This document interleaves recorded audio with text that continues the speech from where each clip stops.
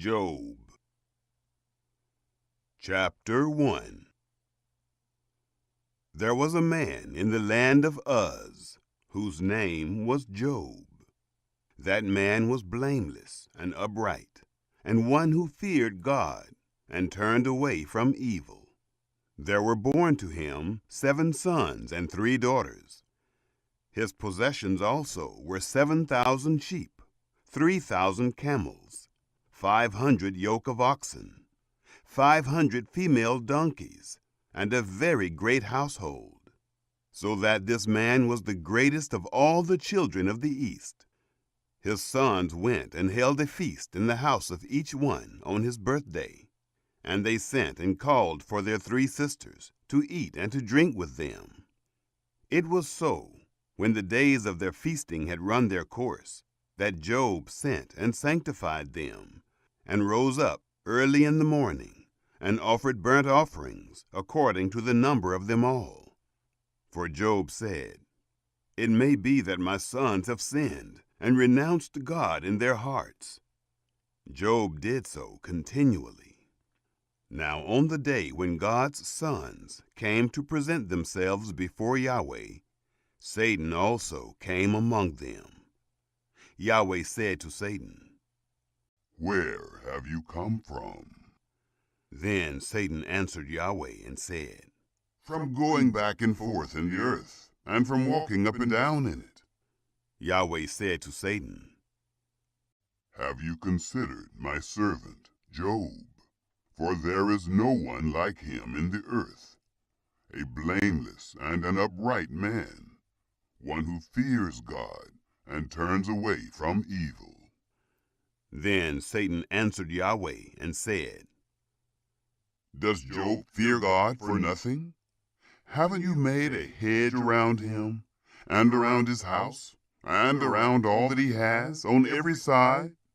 You have blessed the work of his hands, and his substance is increased in the land. But stretch out your hand now, and touch all that he has, and he will renounce you to your face." Yahweh said to Satan, "Behold, all that he has is in your power. Only on himself don't stretch out your hand." So Satan went out from the presence of Yahweh. It fell on a day when his sons and his daughters were eating and drinking wine in their oldest brother's house, that there came a messenger to Job, and said, "The oxen were plowing, and the donkeys feeding beside them, and the Sabaeans attacked and took them away. Yes, they have killed the servants with the edge of the sword, and I alone have escaped to tell you." While he was still speaking, there also came another and said, "The fire of God has fallen from the sky, and has burned up the sheep and the servants, and consumed them, and I alone have escaped to tell you." While he was still speaking, there came also another and said, "The Chaldeans made 3 bands, and swept down on the camels, and have taken them away. Yes, and killed the servants with the edge of the sword, and I alone have escaped to tell you." While he was still speaking, there came also another and said, "Your sons and your daughters were eating and drinking wine in their oldest brother's house, and behold, there came a great wind from the wilderness, and struck the 4 corners of the house, and it fell on the young men, and they are dead. I alone have escaped to tell you." Then Job arose, and tore his robe, and shaved his head, and fell down on the ground, and worshipped. He said, "Naked I came out of my mother's womb, and naked shall I return there. Yahweh gave, and Yahweh has taken away. Blessed be Yahweh's name." In all this, Job didn't sin, nor charge God with wrongdoing. Chapter 2. Again, on the day when God's sons came to present themselves before Yahweh, Satan came also among them to present himself before Yahweh. Yahweh said to Satan, "Where have you come from?" Satan answered Yahweh and said, "From going back and forth in the earth, and from walking up and down in it." Yahweh said to Satan, "Have you considered my servant Job? For there is no one like him in the earth, a blameless and an upright man, one who fears God and turns away from evil. He still maintains his integrity, although you incited me against him, to ruin him without cause." Satan answered Yahweh and said, "Skin for skin, yes. All that a man has, he will give for his life. But stretch out your hand now and touch his bone and his flesh, and he will renounce you to your face." Yahweh said to Satan, "Behold, he is in your hand. Only spare his life." So Satan went out from the presence of Yahweh and struck Job with painful sores from the sole of his foot to his head. He took for himself a potsherd to scrape himself with, and he sat among the ashes. Then his wife said to him, "Do you still maintain your integrity? Renounce God and die." But he said to her, "You speak as one of the foolish women would speak. What? Shall we receive good at the hand of God, and shall we not receive evil?" In all this, Job didn't sin with his lips. Now when Job's 3 friends heard of all this evil that had come on him, they each came from his own place: Eliphaz the Temanite, Bildad the Shuhite, and Zophar the Naamathite. And they made an appointment together to come to sympathize with him and to comfort him. When they lifted up their eyes from a distance and didn't recognize him, they raised their voices and wept, and they each tore his robe and sprinkled dust on their heads toward the sky. So they sat down with him on the ground 7 days and 7 nights, and no one spoke a word to him, for they saw that his grief was very great. Chapter 3.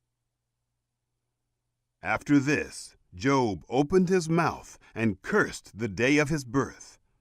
Job answered, "Let the day perish in which I was born, the night which said, 'There is a boy conceived.' Let that day be darkness. Don't let God from above seek for it, neither let the light shine on it. Let darkness and the shadow of death claim it for their own. Let a cloud dwell on it. Let all that makes black the day terrify it. As for that night, let thick darkness seize on it. Let it not rejoice among the days of the year. Let it not come into the number of the months. Behold, let that night be barren. Let no joyful voice come therein. Let them curse it who curse the day, who are ready to rouse up Leviathan. Let the stars of its twilight be dark. Let it look for light, but have none. Neither let it see the eyelids of the morning, because it didn't shut up the doors of my mother's womb, nor did it hide trouble from my eyes. Why didn't I die from the womb? Why didn't I give up the spirit when my mother bore me? Why did the knees receive me? Or why the breast, that I should nurse? For now should I have lain down and been quiet. I should have slept. Then I would have been at rest, with kings and counselors of the earth, who built up waste places for themselves. Or with princes who had gold, who filled their houses with silver. Or as a hidden, untimely birth I had not been, as infants who never saw light. There the wicked cease from troubling. There the weary are at rest. There the prisoners are at ease together. They don't hear the voice of the taskmaster. The small and the great are there. The servant is free from his master. Why is light given to him who is in misery? Life to the bitter in soul, who long for death, but it doesn't come, and dig for it more than for hidden treasures, who rejoice exceedingly and are glad when they can find the grave. Why is light given to a man whose way is hidden, whom God has hedged in? For my sighing comes before I eat. My groanings are poured out like water. For the thing which I fear comes on me. That which I am afraid of comes to me. I am not at ease, neither am I quiet, neither have I rest, but trouble comes. Chapter 4. Then Eliphaz the Temanite answered, If someone ventures to talk with you, will you be grieved? But who can withhold himself from speaking? Behold, you have instructed many. You have strengthened the weak hands. Your words have supported him who was falling. You have made firm the feeble knees. But now it has come to you, and you faint. It touches you, and you're troubled. Isn't your piety your confidence? Isn't the integrity of your ways your hope? Remember, now, whoever perished, being innocent? Or where were the upright cut off? According to what I have seen, those who plow iniquity and sow trouble reap the same. By the breath of God they perish. By the blast of his anger are they consumed. The roaring of the lion and the voice of the fierce lion, the teeth of the young lions, are broken. The old lion perishes for lack of prey. The cubs of the lioness are scattered abroad. Now a thing was secretly brought to me. My ear received a whisper of it. In thoughts from the visions of the night, when deep sleep falls on men, fear came on me, and trembling, which made all my bones shake. Then a spirit passed before my face. The hair of my flesh stood up. It stood still, but I couldn't discern its appearance. A form was before my eyes. Silence.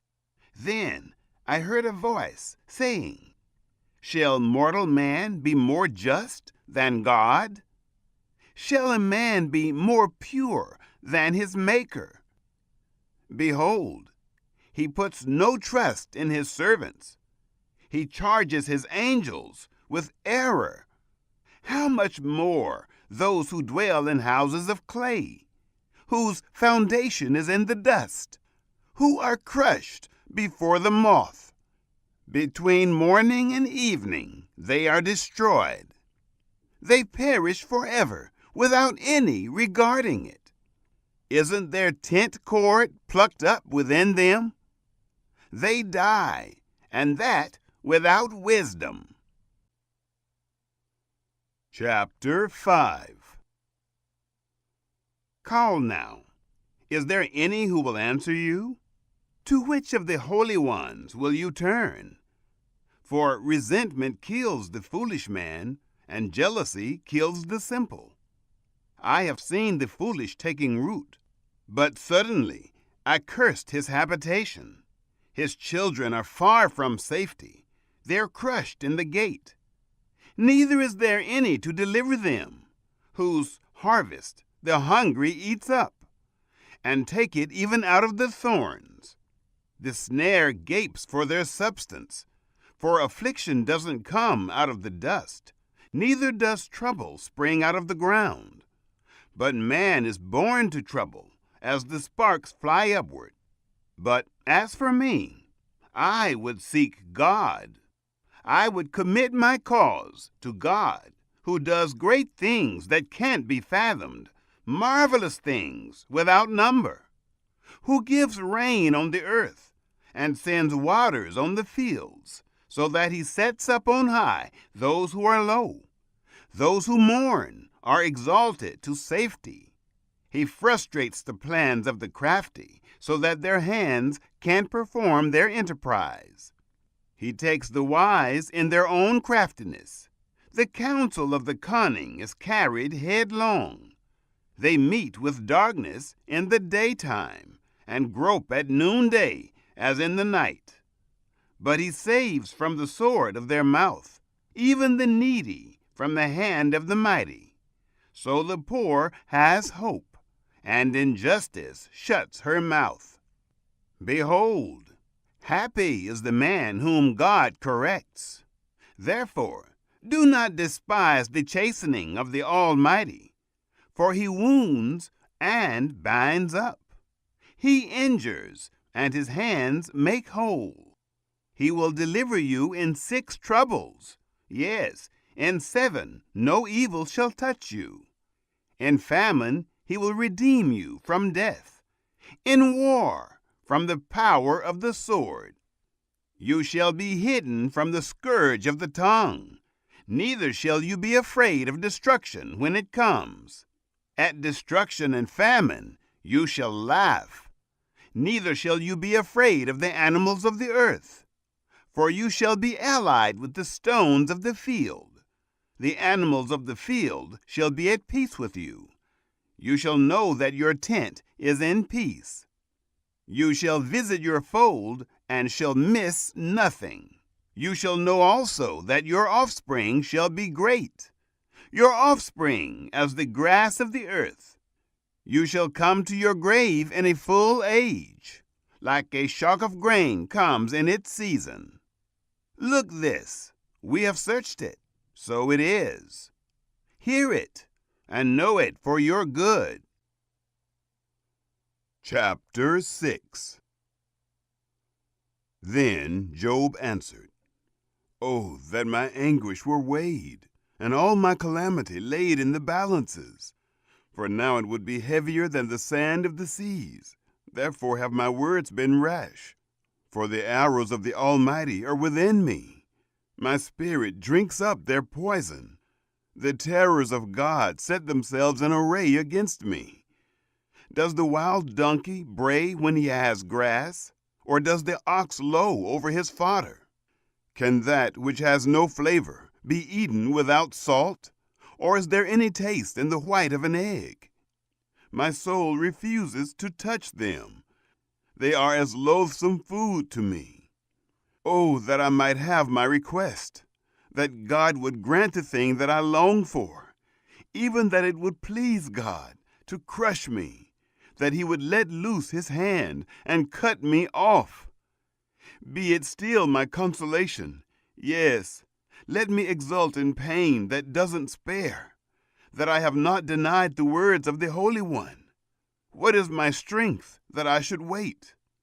What is my end that I should be patient?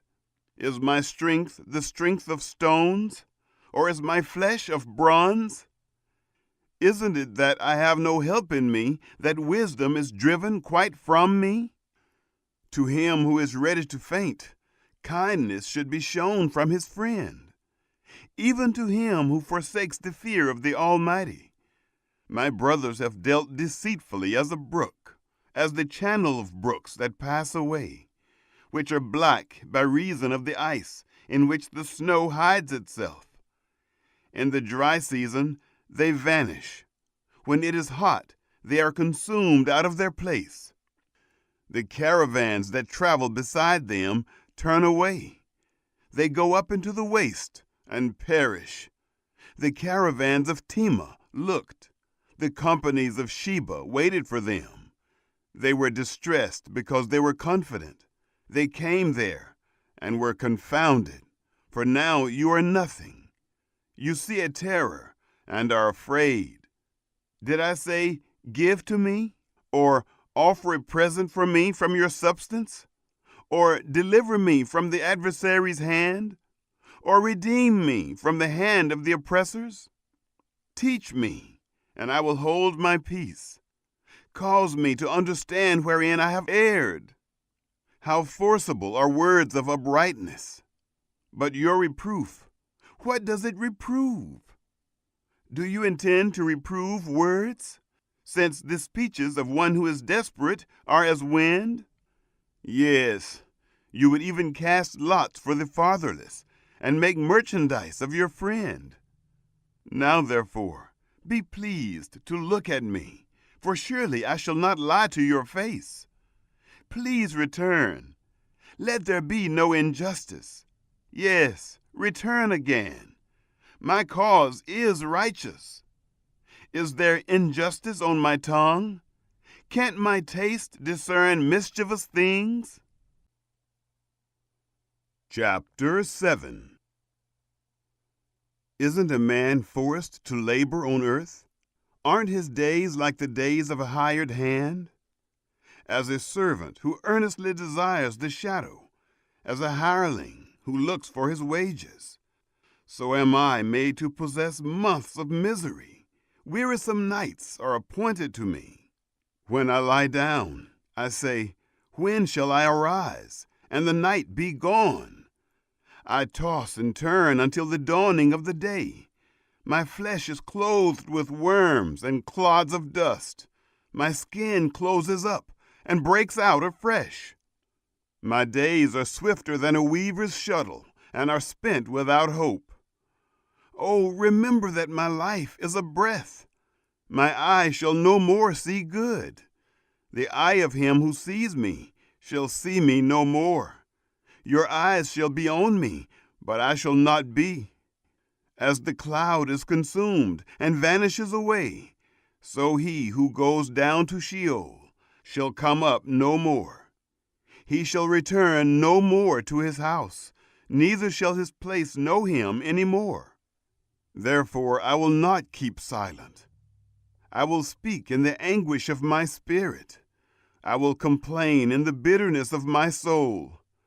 Am I a sea or a sea monster that you put a guard over me? When I say, my bed shall comfort me, my couch shall ease my complaint, then you scare me with dreams and terrify me through visions, so that my soul chooses strangling, death rather than my bones. I loathe my life. I don't want to live forever. Leave me alone, for my days are but a breath. What is man that you should magnify him, that you should set your mind on him, that you should visit him every morning and test him every moment? How long will you not look away from me, nor leave me alone until I swallow down my spittle? If I have sinned, what do I do to you, you watcher of men? Why have you set me as a mark for you, so that I am a burden to myself? Why do you not pardon my disobedience and take away my iniquity? For now shall I lie down in the dust. You will seek me diligently, but I shall not be. Chapter 8. Then Bildad the Shuhite answered, How long will you speak these things? Shall the words of your mouth be a mighty wind? Does God pervert justice? Or does the Almighty pervert righteousness? If your children have sinned against him, he has delivered them into the hand of their disobedience. If you want to seek God diligently, make your supplication to the Almighty. If you were pure and upright, surely now he would awaken for you and make the habitation of your righteousness prosperous. Though your beginning was small, yet your latter end would greatly increase. Please inquire of past generations. Find out about the learning of their fathers. For we are but of yesterday, and know nothing, because our days on earth are a shadow. Shall they not teach you, tell you, and utter words out of their heart? Can the papyrus grow up without mire? Can the rushes grow without water? While it is yet in its greenness, not cut down, it withers before any other reed. So are the paths of all who forget God. The hope of the godless man shall perish, whose confidence shall break apart, whose trust is a spider's web. He shall lean on his house, but it shall not stand. He shall cling to it, but it shall not endure. He is green before the sun. His shoots go out along his garden. His roots are wrapped around the rock pile. He sees the place of stones. If he is destroyed from his place, then it shall deny him, saying, I have not seen you. Behold, this is the joy of his way. Out of the earth others shall spring. Behold, God will not cast away a blameless man, neither will he uphold the evildoers. He will still fill your mouth with laughter, your lips with shouting. Those who hate you shall be clothed with shame. The tent of the wicked shall be no more. Chapter 9. Then Job answered, Truly, I know that it is so. But how can man be just with God? If he is pleased to contend with him, he can't answer him 1 time in 1,000. God, who is wise in heart and mighty in strength, who has hardened himself against him and prospered? He removes the mountains, and they don't know it, when he overturns them in his anger. He shakes the earth out of its place. Its pillars tremble. He commands the sun, and it doesn't rise, and seals up the stars. He alone stretches out the heavens and treads on the waves of the sea. He makes the Bear, Orion, and the Pleiades, and the rooms of the south. He does great things past finding out. Yes, marvelous things without number. Behold, he goes by me, and I don't see him. He passes on also, but I don't perceive him. Behold, he snatches away. Who can hinder him? Who will ask him, What are you doing? God will not withdraw his anger. The helpers of Rahab stoop under him. How much less shall I answer him, and choose my words to argue with him? Though I were righteous, yet I wouldn't answer him. I would make supplication to my judge. If I had called, and he had answered me, yet I wouldn't believe that he listened to my voice. For he breaks me with a storm, and multiplies my wounds without cause. He will not allow me to catch my breath, but fills me with bitterness. If it is a matter of strength, behold, he is mighty. If of justice, who, says he, will summon me? Though I am righteous, my own mouth shall condemn me. Though I am blameless, it shall prove me perverse. I am blameless. I don't respect myself. I despise my life. It is all the same. Therefore I say he destroys the blameless and the wicked. If the scourge kills suddenly, he will mock at the trial of the innocent. The earth is given into the hand of the wicked. He covers the faces of its judges. If not he, then who is it? Now my days are swifter than a runner. They flee away. They see no good. They have passed away as the swift ships, as the eagle that swoops on the prey. If I say, I will forget my complaint, I will put off my sad face and cheer up. I am afraid of all my sorrows.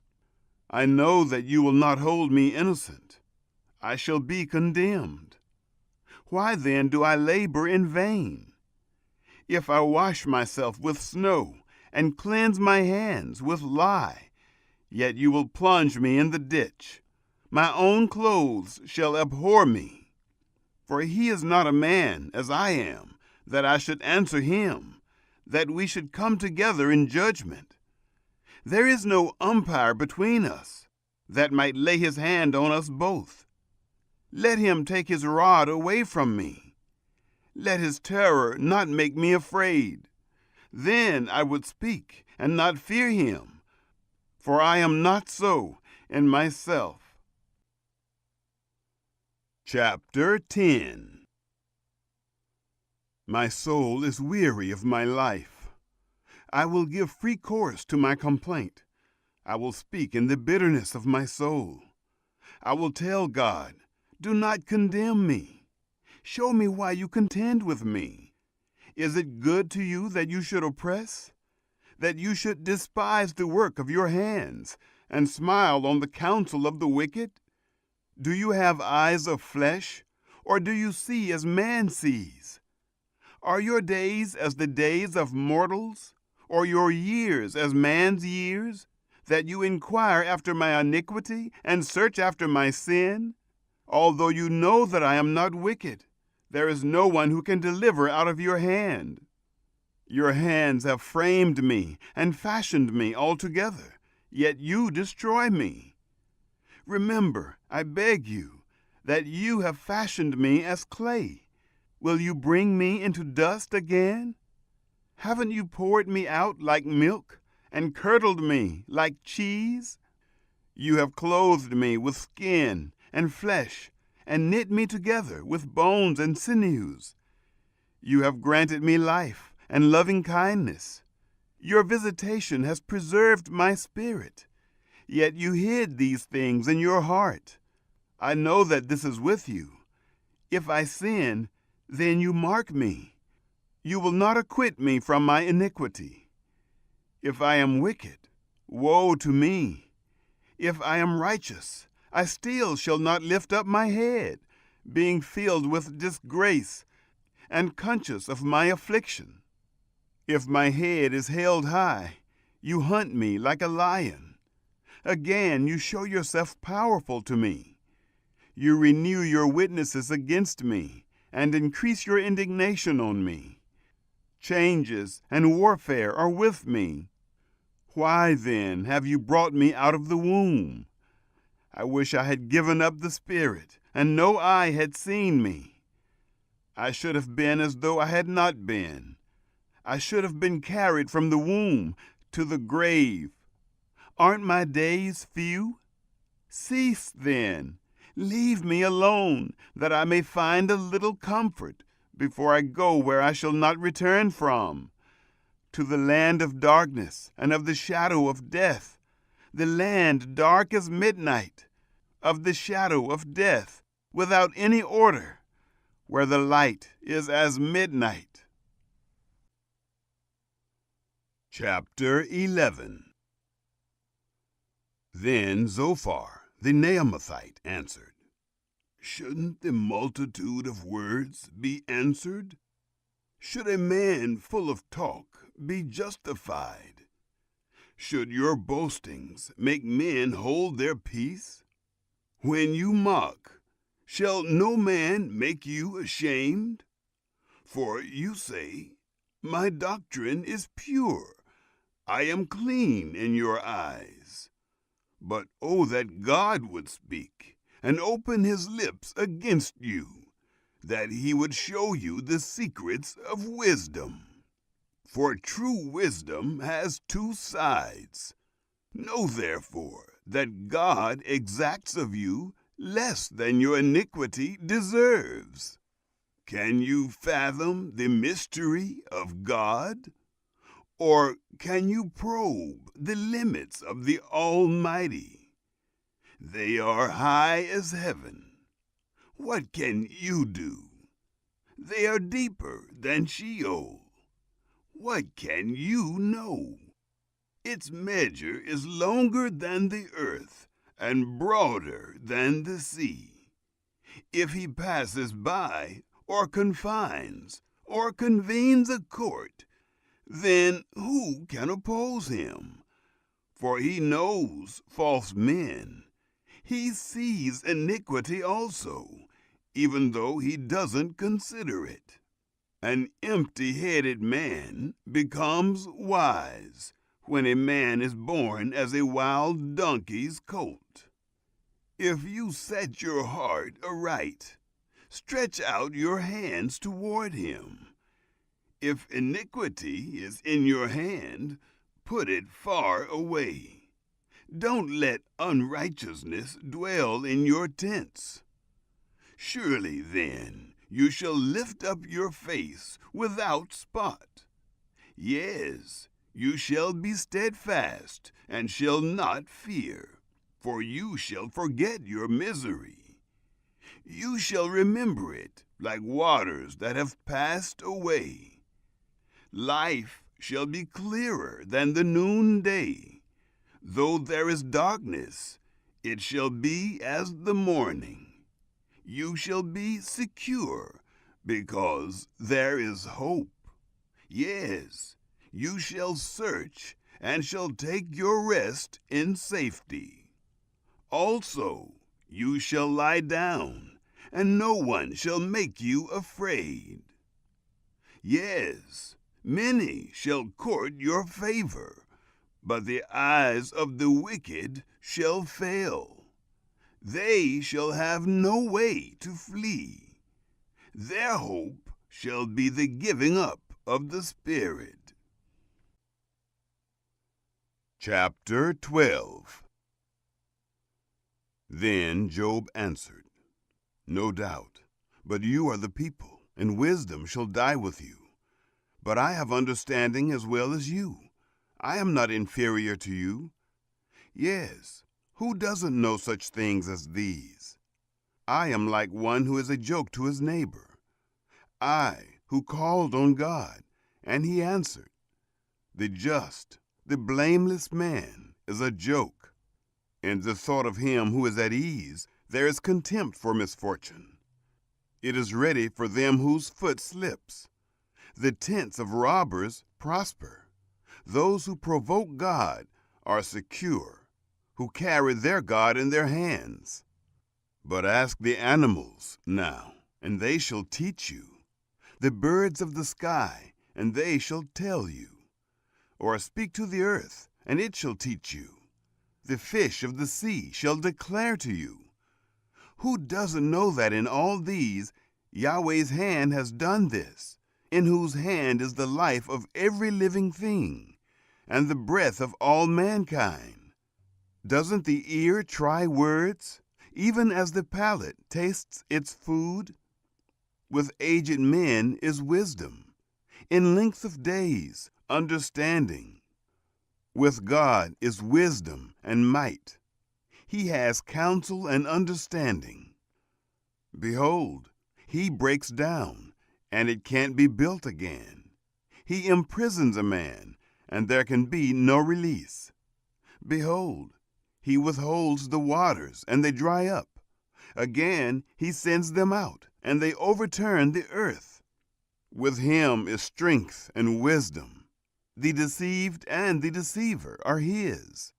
He leads counselors away, stripped. He makes judges fools. He loosens the bond of kings. He binds their waist with a belt. He leads priests away, stripped, and overthrows the mighty. He removes the speech of those who are trusted, and takes away the understanding of the elders.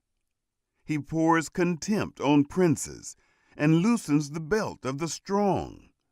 He uncovers deep things out of darkness, and brings out to light the shadow of death. He increases the nations, and he destroys them. He enlarges the nations, and he leads them captive.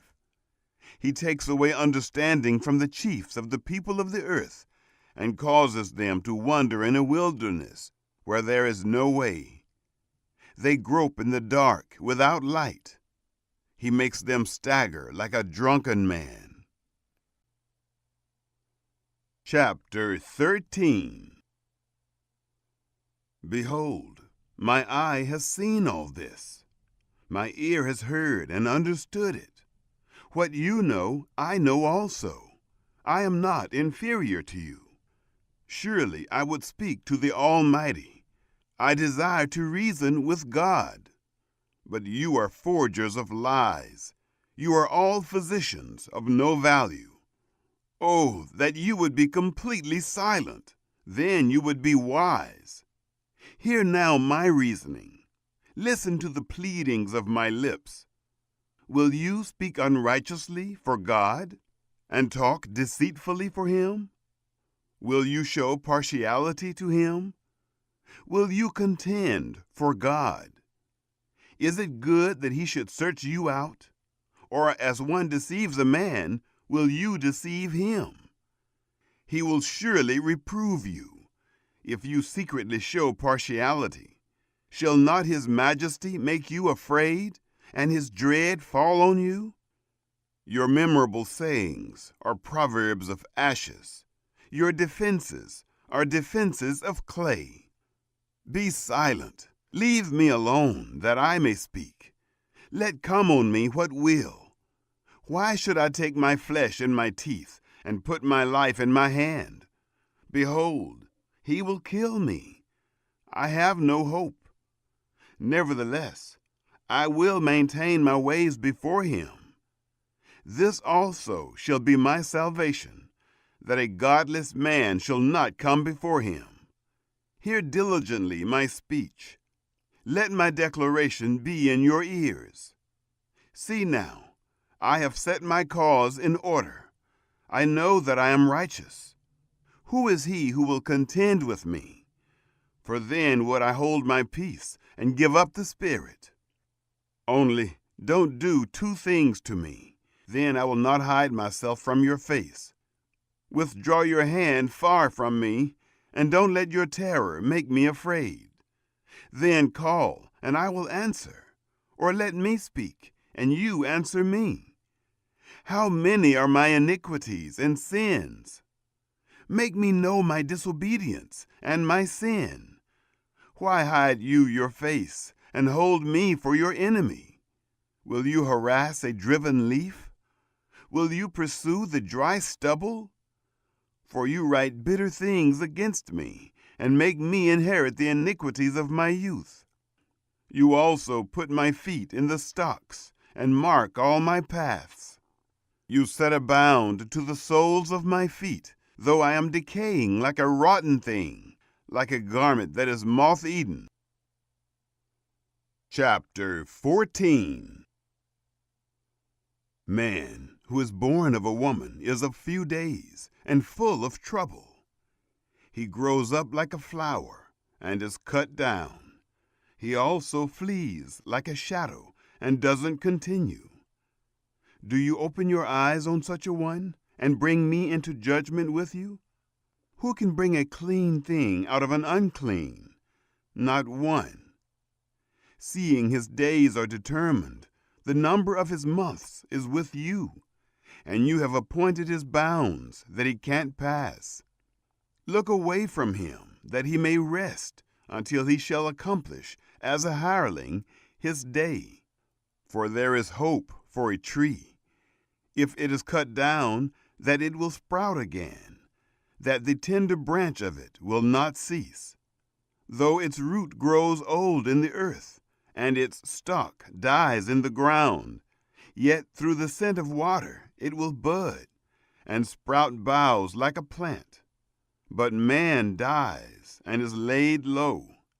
Yes, man gives up the spirit, and where is he? As the waters fail from the sea, and the river wastes and dries up, so man lies down and doesn't rise. Until the heavens are no more, they shall not awake, nor be roused out of their sleep. Oh, that you would hide me in Sheol, that you would keep me secret until your wrath is past, that you would appoint me a set time, and remember me. If a man dies, shall he live again? All the days of my warfare would I wait, until my release should come. You would call, and I would answer you. You would have a desire to the work of your hands. But now you count my steps. Don't you watch over my sin? My disobedience is sealed up in a bag. You fasten up my iniquity. But the mountain falling comes to nothing. The rock is removed out of its place. The waters wear the stones. The torrents of it wash away the dust of the earth. So you destroy the hope of man. You forever prevail against him, and he departs. You change his face and send him away. His sons come to honor, and he doesn't know it.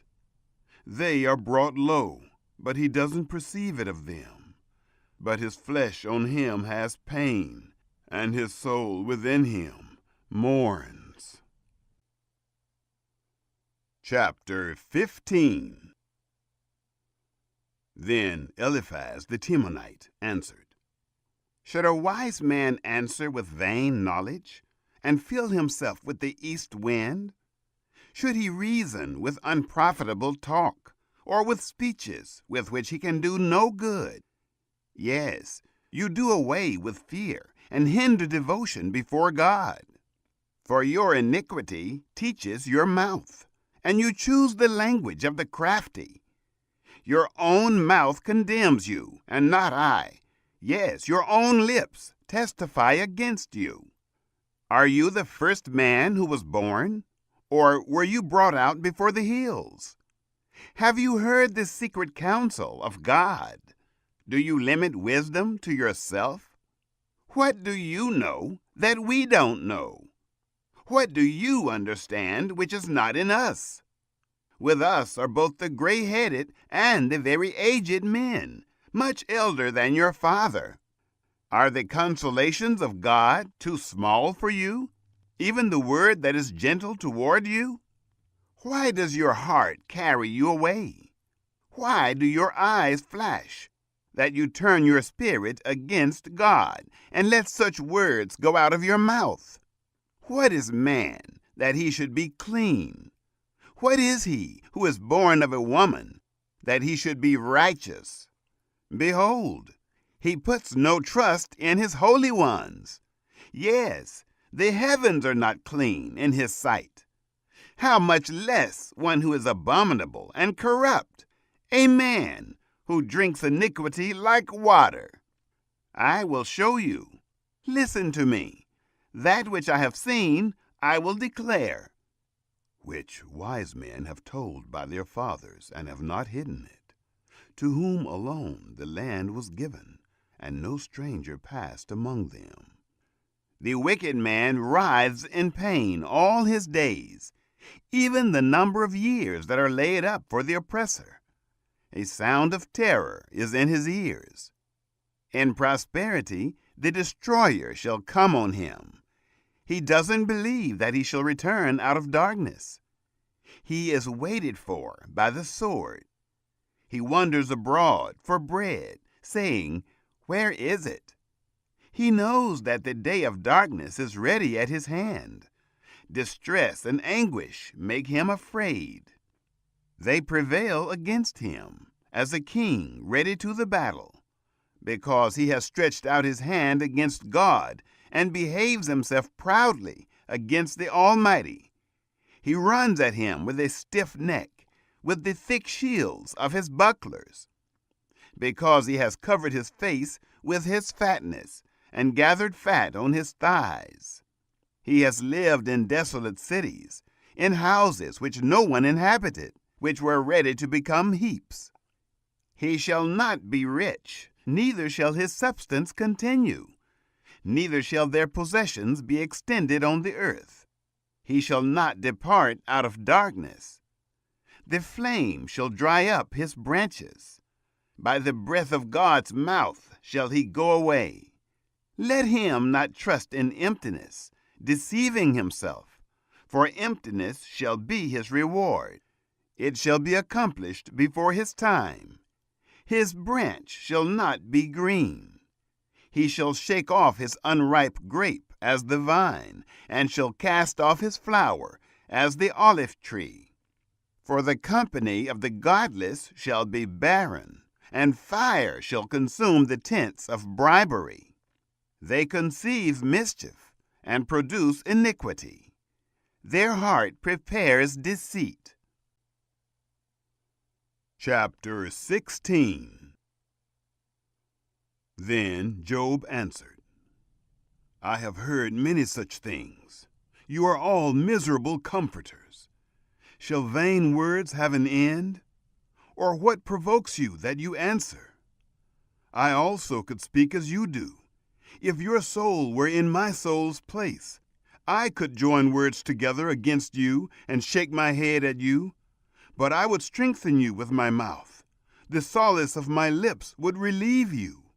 Though I speak, my grief is not subsided. Though I forbear, what am I eased?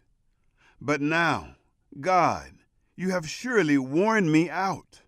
You have made desolate all my company. You have shriveled me up.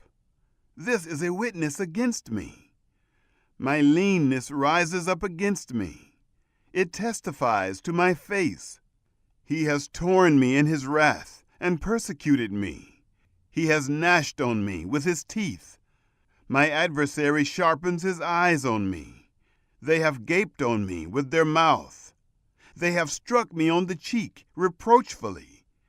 They gather themselves together against me. God delivers me to the ungodly and casts me into the hands of the wicked. I was at ease, and he broke me apart. Yes, he has taken me by the neck and dashed me to pieces. He has also set me up for his target. His archers surround me. He splits my kidneys apart and does not spare. He pours out my gall on the ground. He breaks me with breach on breach. He runs on me like a giant. I have sewed sackcloth on my skin and have thrust my horn in the dust. My face is red with weeping. Deep darkness is on my eyelids. Although there is no violence in my hands and my prayer is pure. Earth, don't cover my blood. Let my cry have no place to rest. Even now, behold, my witness is in heaven. He who vouches for me is on high. My friends scoff at me. My eyes pour out tears to God, that he would maintain the right of a man with God, of a son of man with his neighbor. For when a few years have come, I shall go the way of no return. Chapter 17. My spirit is consumed. My days are extinct, and the grave is ready for me. Surely there are mockers with me. My eye dwells on their provocation. Now, give a pledge. Be collateral for me with yourself. Who is there who will strike hands with me? For you have hidden their heart from understanding. Therefore you shall not exalt them. He who denounces his friends for plunder, even the eyes of his children shall fail. But he has made me a byword of the people. They spit in my face. My eye also is dim by reason of sorrow. All my members are as a shadow. Upright men shall be astonished at this. The innocent shall stir up himself against the godless.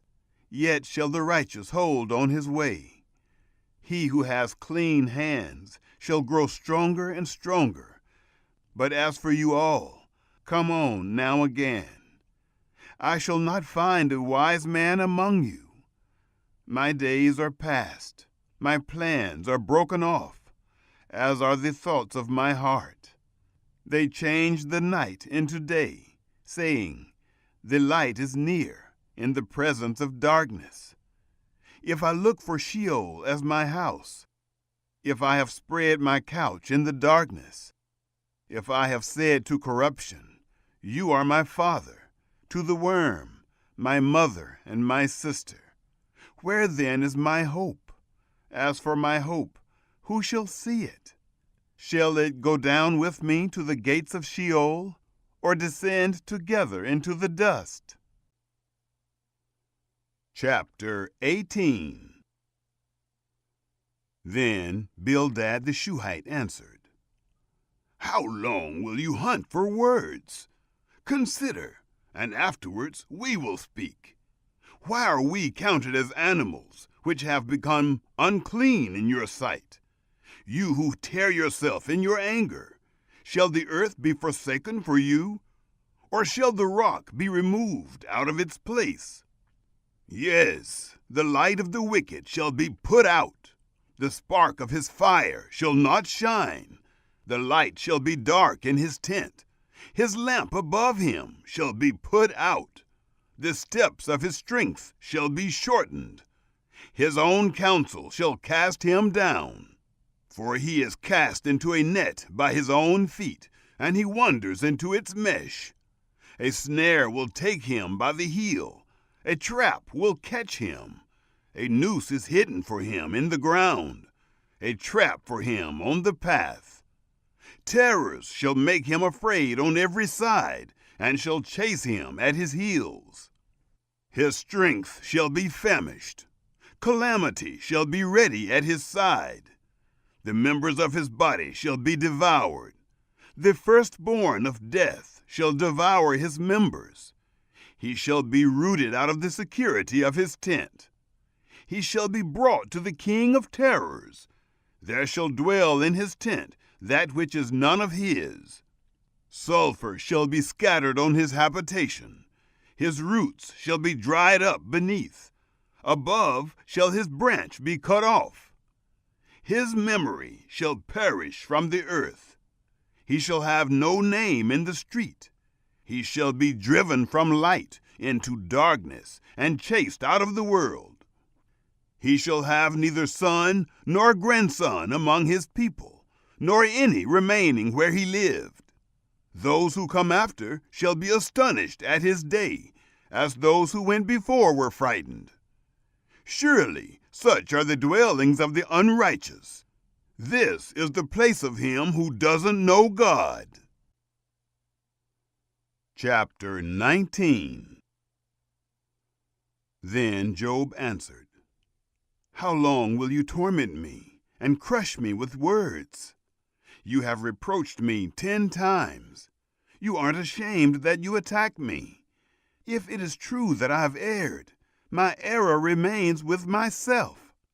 If indeed you will magnify yourselves against me and plead against me my reproach, know now that God has subverted me and has surrounded me with his net. Behold, I cry out of wrong, but I am not heard.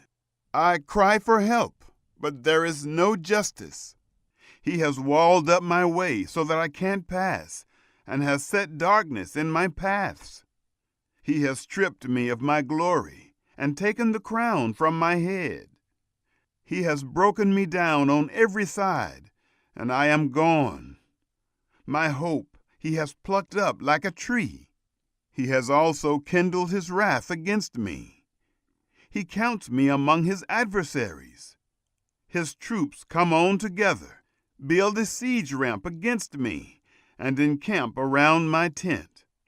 He has put my brothers far from me. My acquaintances are wholly estranged from me. My relatives have gone away. My familiar friends have forgotten me. Those who dwell in my house and my maids consider me a stranger. I am an alien in their sight. I call to my servant, and he gives me no answer. I beg him with my mouth. My breath is offensive to my wife. I am loathsome to the children of my own mother. Even young children despise me. If I arise, they speak against me. All my familiar friends abhor me. They whom I loved have turned against me. My bones stick to my skin and to my flesh. I have escaped by the skin of my teeth. Have pity on me, you my friends, for the hand of God has touched me. Why do you persecute me as God, and are not satisfied with my flesh? Oh, that my words were now written! Oh, that they were inscribed in a book! that with an iron pen and lead they were engraved in the rock forever. But as for me, I know that my Redeemer lives. In the end, he will stand upon the earth. After my skin is destroyed, then in my flesh shall I see God, whom I, even I, shall see on my side. My eyes shall see, and not as a stranger.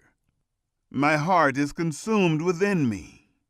If you say, how we will persecute him, because the root of the matter is found in me, be afraid of the sword, for wrath brings the punishments of the sword, that you may know there is a judgment. Chapter 20. Then Zophar the Naamathite answered, Therefore, do my thoughts give answer to me, even by reason of my haste that is in me? I have heard the reproof which puts me to shame. The spirit of my understanding answers me. Don't you know this from old time, since man was placed on earth, that the triumphing of the wicked is short, the joy of the godless but for a moment? Though his height mount up to the heavens, and his head reach to the clouds, yet he shall perish forever, like his own dung. Those who have seen him shall say, Where is he? He shall fly away as a dream, and shall not be found. Yes, he shall be chased away like a vision of the night. The eye which saw him shall see him no more, neither shall his place any more see him. His children shall seek the favor of the poor. His hands shall give back his wealth. His bones are full of his youth, but youth shall lie down with him in the dust. Though wickedness is sweet in his mouth, though he hide it under his tongue, though he spare it and will not let it go, but keep it still within his mouth, yet his food in his bowels is turned. It is cobra venom within him. He has swallowed down riches, and he shall vomit them up again. God will cast them out of his belly. He shall suck cobra venom. The viper's tongue shall kill him. He shall not look at the rivers, the flowing streams of honey and butter. That for which he labored he shall restore, and shall not swallow it down. According to the substance that he has gotten, he shall not rejoice, for he has oppressed and forsaken the poor. He has violently taken away a house, and he shall not build it up. Because he knew no quietness within him, he shall not save anything of that in which he delights. There was nothing left that he didn't devour. Therefore his prosperity shall not endure. In the fullness of his sufficiency, distress shall overtake him. The hand of everyone who is in misery shall come on him. When he is about to feel his belly, God will cast the fierceness of his wrath on him. It will rain on him while he is eating. He shall flee from the iron weapon. The bronze arrow shall strike him through. He draws it out, and it comes out of his body. Yes, the glittering point comes out of his liver. Terrors are on him. All darkness is laid up for his treasures. An unfanned fire shall devour him. It shall consume that which is left in his tent. The heavens shall reveal his iniquity. The earth shall rise up against him. The increase of his house shall depart. They shall rush away in the day of his wrath. This is the portion of a wicked man from God, the heritage appointed to him by God. Chapter 21. Then Job answered, Listen diligently to my speech. Let this be your consolation. Allow me, and I also will speak. After I have spoken, mark on. As for me, is my complaint to man? Why shouldn't I be impatient? Look at me and be astonished. Lay your hand on your mouth. When I remember, I am troubled. Horror takes hold of my flesh. Why do the wicked live, become old, yes, and grow mighty in power? Their child is established with them in their sight, their offspring before their eyes. Their houses are safe from fear, neither is the rod of God upon them. Their bulls breed without fail. Their cows calve and don't miscarry. They send out their little ones like a flock. Their children dance. They sing to the tambourine and the harp, and rejoice at the sound of the pipe. They spend their days in prosperity. In an instant they go down to Sheol. They tell God, Depart from us, for we don't want to know about your ways. What is the Almighty that we should serve him? What profit should we have if we pray to him? Behold, their prosperity is not in their hand. The counsel of the wicked is far from me. How often is it that the lamp of the wicked is put out, that their calamity comes on them, that God distributes sorrows in his anger? How often is it that they are as stubble before the wind, as chaff that the storm carries away? You say, God lays up his iniquity for his children. Let him recompense it to himself, that he may know it. Let his own eyes see his destruction. Let him drink of the wrath of the Almighty. For what does he care for his house after him, when the number of his months is cut off? Shall any teach God knowledge, since he judges those who are high?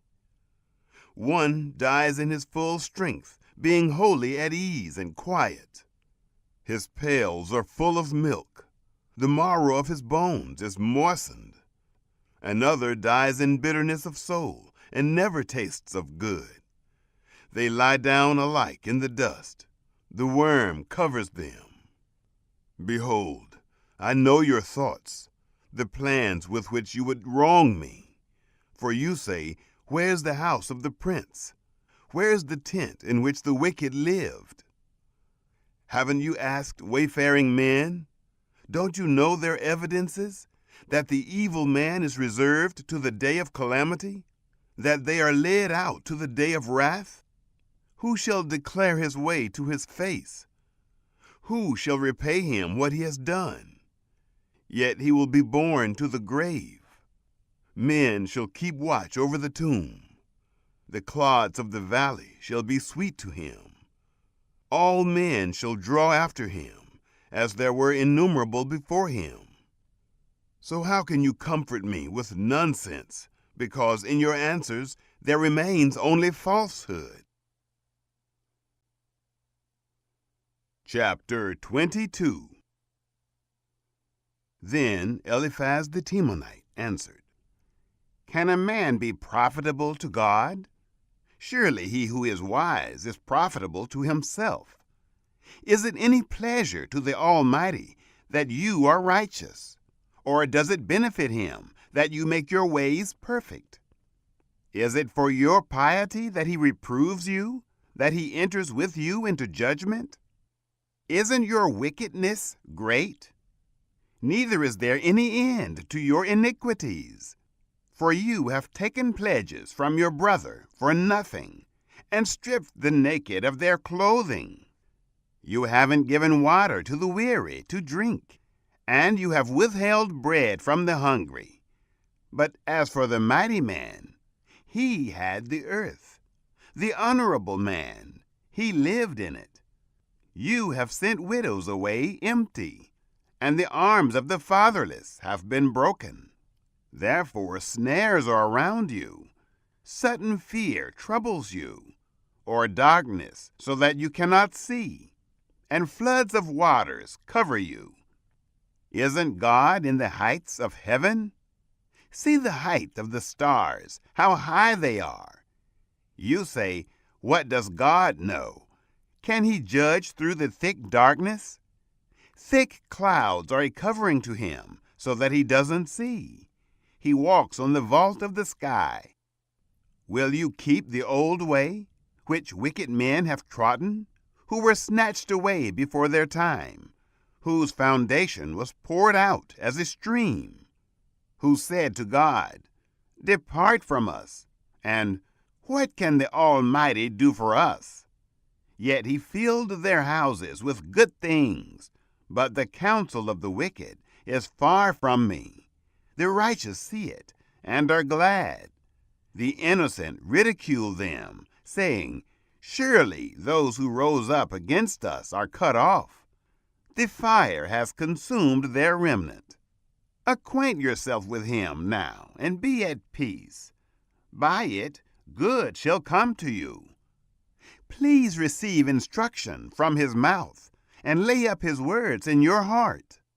If you return to the Almighty, you shall be built up.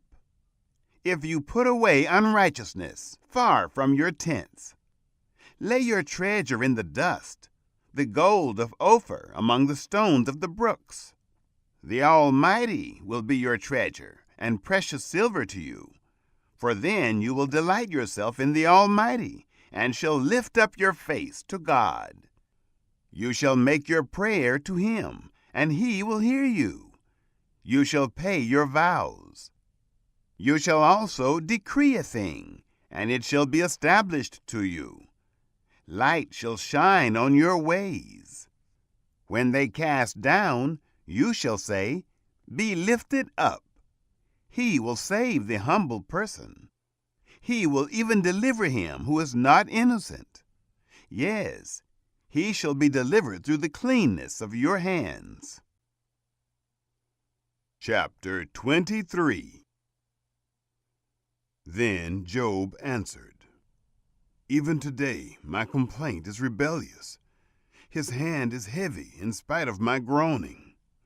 Oh, that I knew where I might find him, that I might come even to his seat. I would set my cause in order before him, and fill my mouth with arguments. I would know the words which he would answer me, and understand what he would tell me. Would he contend with me in the greatness of his power? No, but he would listen to me. There the upright might reason with him, so I should be delivered forever from my judge. If I go east, he is not there. If west, I can't find him. He works to the north, but I can't see him. He turns south, but I can't catch a glimpse of him. But he knows the way that I take. When he has tried me, I shall come out like gold. My foot has held fast to his steps. I have kept his way and not turned away. I haven't gone back from the commandment of his lips. I have treasured up the words of his mouth more than my necessary food. But he stands alone, and who can oppose him? What his soul desires, even that he does, for he performs that which is appointed for me. Many such things are with him. Therefore I am terrified at his presence. When I consider, I am afraid of him. For God has made my heart faint. The Almighty has terrified me, because I was not cut off before the darkness, neither did he cover the thick darkness from my face. Chapter 24. Why aren't times laid up by the Almighty? Why don't those who know Him see His days? There are people who remove the landmarks. They violently take away flocks and feed them. They drive away the donkey of the fatherless, and they take the widow's ox for a pledge. They turn the needy out of the way. The poor of the earth all hide themselves. Behold, as wild donkeys in the desert, they go out to their work, seeking diligently for food. The wilderness yields them bread for their children. They cut their food in the field. They glean the vineyard of the wicked. They lie all night, naked, without clothing, and have no covering in the cold. They are wet with the showers of the mountains, and embrace the rock for lack of a shelter. There are those who pluck the fatherless from the breast and take a pledge of the poor, so that they go around naked without clothing. Being hungry, they carry the sheaves. They make oil within the walls of these men. They tread wine presses and suffer thirst. From out of the populous city, men groan. The soul of the wounded cries out, yet God doesn't regard the folly. These are of those who rebel against the light. They don't know its ways, nor stay in its paths. The murderer rises with the light. He kills the poor and needy. In the night he is like a thief. The eye also of the adulterer waits for the twilight, saying, "No eye shall see me." He disguises his face. In the dark they dig through houses. They shut themselves up in the daytime. They don't know the light. For the morning is to all of them like thick darkness, for they know the terrors of the thick darkness. They are foam on the surface of the waters. Their portion is cursed in the earth. They don't turn into the way of the vineyards. Drought and heat consume the snow waters. So does Sheol, those who have sinned. The womb shall forget him. The worm shall feed sweetly on him. He shall be no more remembered. Unrighteousness shall be broken as a tree. He devours the barren who don't bear. He shows no kindness to the widow. Yet God preserves the mighty by his power. He rises up who has no assurance of life. God gives them security, and they rest in it. His eyes are on their ways. They are exalted. Yet a little while, and they are gone. Yes, they are brought low. They are taken out of the way as all others, and are cut off as the tops of the ears of grain. If it isn't so, now who will prove me a liar and make my speech worth nothing? Chapter 25. Then Bildad the Shuhite answered, "Dominion and fear are with him. He makes peace in his high places. Can his armies be counted? On whom does his light not arise? How then can man be just with God? Or how can he who is born of a woman be clean? Behold, even the moon has no brightness, and the stars are not pure in his sight. How much less man, who is a worm, the son of man, who is a worm." Chapter 26. Then Job answered, "How you have helped him who is without power! How have you saved the arm that has no strength! How have you counseled him who has no wisdom, and plentifully declared sound knowledge? To whom have you uttered words? Whose spirit came out of you? The departed spirits tremble, those beneath the waters and all that live in them. Sheol is naked before God, and Abaddon has no covering. He stretches out the north over empty space, and hangs the earth on nothing. He binds up the waters in his thick clouds, and the cloud is not burst under them. He encloses the face of his throne and spreads his cloud on it. He has described a boundary on the surface of the waters and to the confines of light and darkness. The pillars of heaven tremble and are astonished at his rebuke. He stirs up the sea with his power, and by his understanding he strikes through Rahab. By his spirit the heavens are garnished. His hand has pierced the swift serpent. Behold, these are but the outskirts of his ways. How small a whisper do we hear of him! But the thunder of his power, who can understand?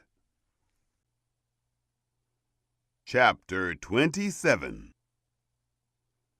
Job again took up his parable and said, As God lives, who has taken away my right, the Almighty, who has made my soul bitter. For the length of my life is still in me, and the Spirit of God is in my nostrils. Surely my lips shall not speak unrighteousness, neither shall my tongue utter deceit. Far be it from me that I should justify you. Until I die, I will not put away my integrity from me. I hold fast to my righteousness and will not let it go. My heart shall not reproach me so long as I live. Let my enemy be as the wicked. Let him who rises up against me be as the unrighteous. For what is the hope of the godless when he is cut off, when God takes away his life? Will God hear his cry when trouble comes on him? Will he delight himself in the Almighty and call on God at all times? I will teach you about the hand of God. I will not conceal that which is with the Almighty. Behold, all of you have seen it yourselves. Why then have you become altogether vain? This is the portion of a wicked man with God, the heritage of oppressors, which they receive from the Almighty. If his children are multiplied, it is for the sword. His offspring shall not be satisfied with bread. Those who remain of him shall be buried in death. His widows shall make no lamentation. Though he heap up silver as the dust, and prepare clothing as the clay, he may prepare it, but the just shall put it on, and the innocent shall divide the silver. He builds his house as the moth, as a booth which the watchman makes. He lies down rich, but he shall not do so again. He opens his eyes, and he is not. Terrors overtake him like waters. A storm steals him away in the night. The east wind carries him away, and he departs. It sweeps him out of his place. For it hurls at him, and does not spare, as he flees away from his hand. Men shall clap their hands at him, and shall hiss him out of his place. Chapter 28. Surely there is a mine for silver, and a place for gold which they refine.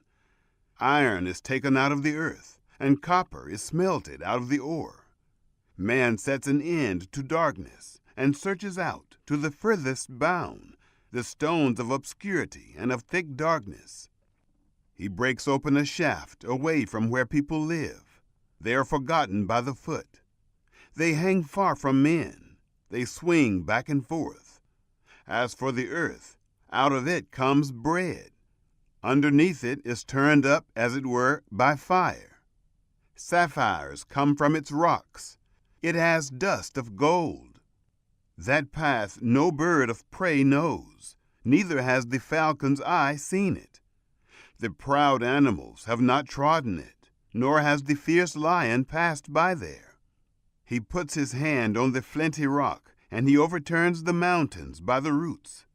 He cuts out channels among the rocks. His eye sees every precious thing. He binds the streams that they don't trickle. The thing that is hidden he brings out to light. But where shall wisdom be found? Where is the place of understanding? Man doesn't know its price. neither is it found in the land of the living. The deep says, "It isn't in me." The sea says, "It isn't with me." It can't be gotten for gold, neither shall silver be weighed for its price. It can't be valued with the gold of Ophir, with the precious onyx or the sapphire. Gold and glass can't equal it, neither shall it be exchanged for jewels of fine gold. No mention shall be made of coral or of crystal. Yes, the price of wisdom is above rubies. The topaz of Ethiopia shall not equal it, neither shall it be valued with pure gold. Where then does wisdom come from? Where is the place of understanding, seeing it is hidden from the eyes of all living, and kept close from the birds of the sky? Destruction and death say, "We have heard a rumor of it with our ears." God understands its way, and he knows its place. For he looks to the ends of the earth and sees under the whole sky. He establishes the force of the wind. Yes, he measures out the waters by measure. When he made a decree for the rain and a way for the lightning of the thunder, then he saw it and declared it.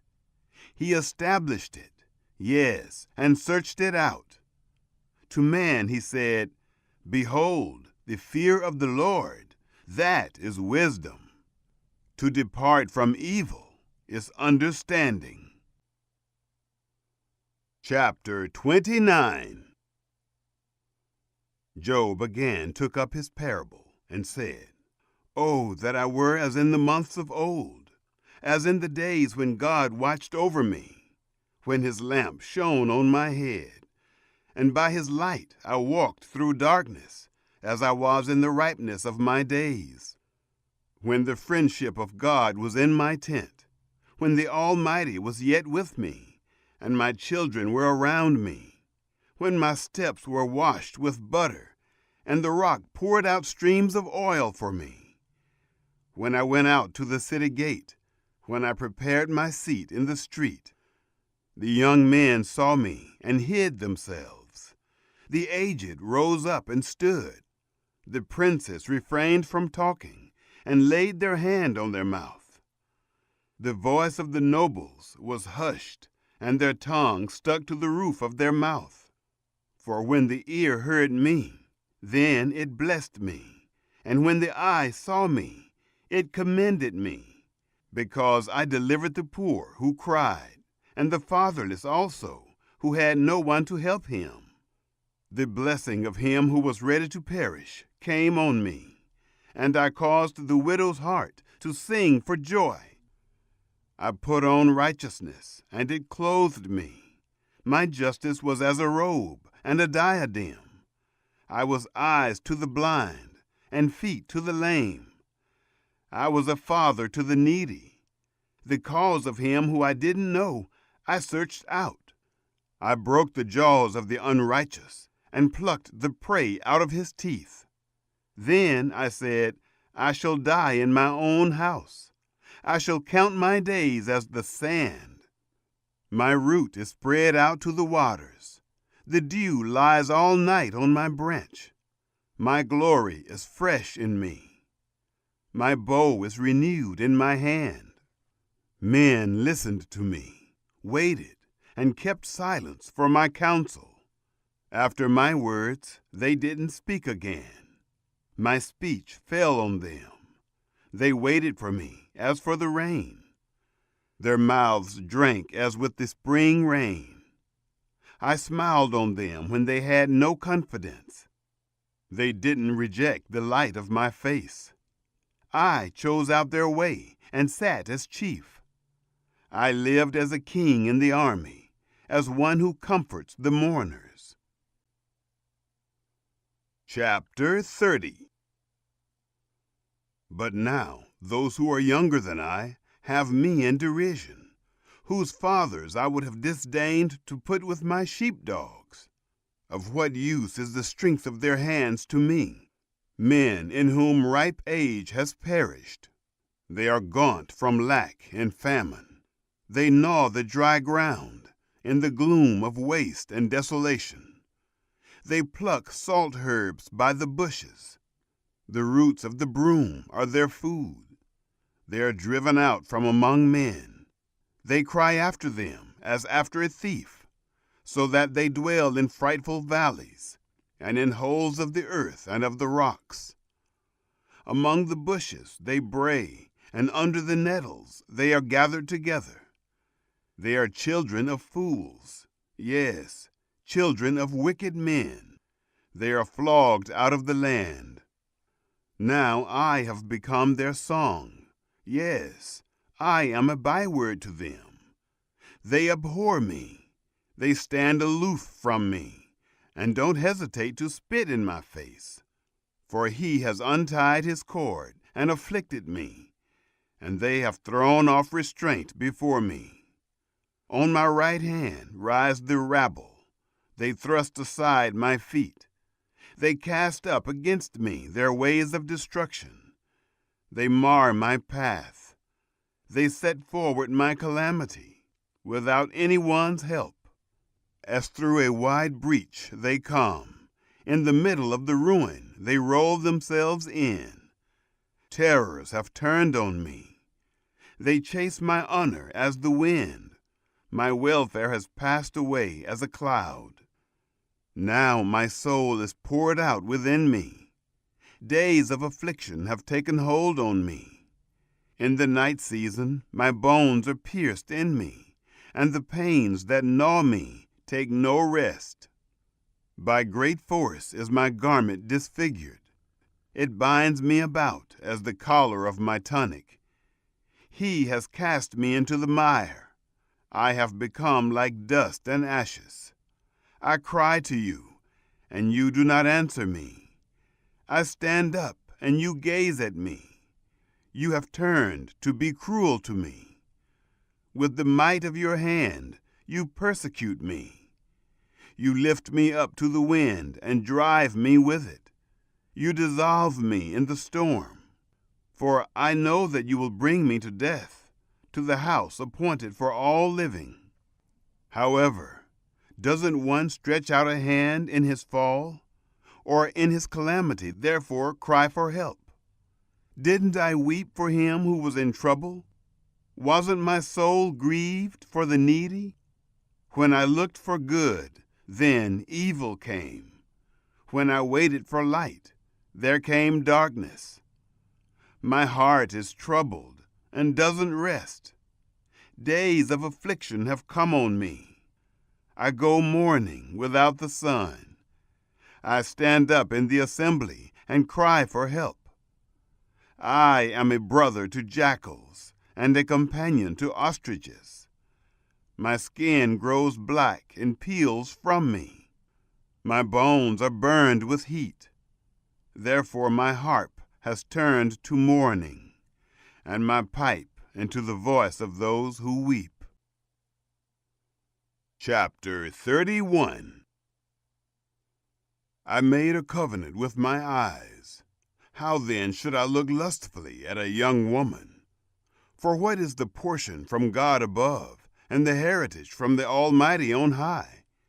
Is it not calamity to the unrighteous, and disaster to the workers of iniquity? Doesn't he see my ways and count all my steps? If I have walked with falsehood, and my foot has hurried to deceit, let me be weighed in an even balance, that God may know my integrity. If my step has turned out of the way, if my heart walked after my eyes, if any defilement has stuck to my hands, then let me sow, and let another eat. Yes, let the produce of my field be rooted out. If my heart has been enticed to a woman, and I have laid wait at my neighbor's door, then let my wife grind for another, and let others sleep with her. For that would be a heinous crime. Yes, it would be an iniquity to be punished by the judges. For it is a fire that consumes to destruction, and would root out all my increase. If I have despised the cause of my male servant or of my female servant, when they contended with me, what then shall I do when God rises up? When he visits, what shall I answer him? Didn't he who made me in the womb make him? Didn't one fashion us in the womb?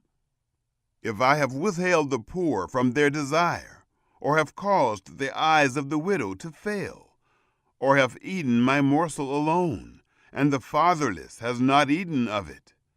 No, from my youth he grew up with me as with a father. Her I have guided from my mother's womb.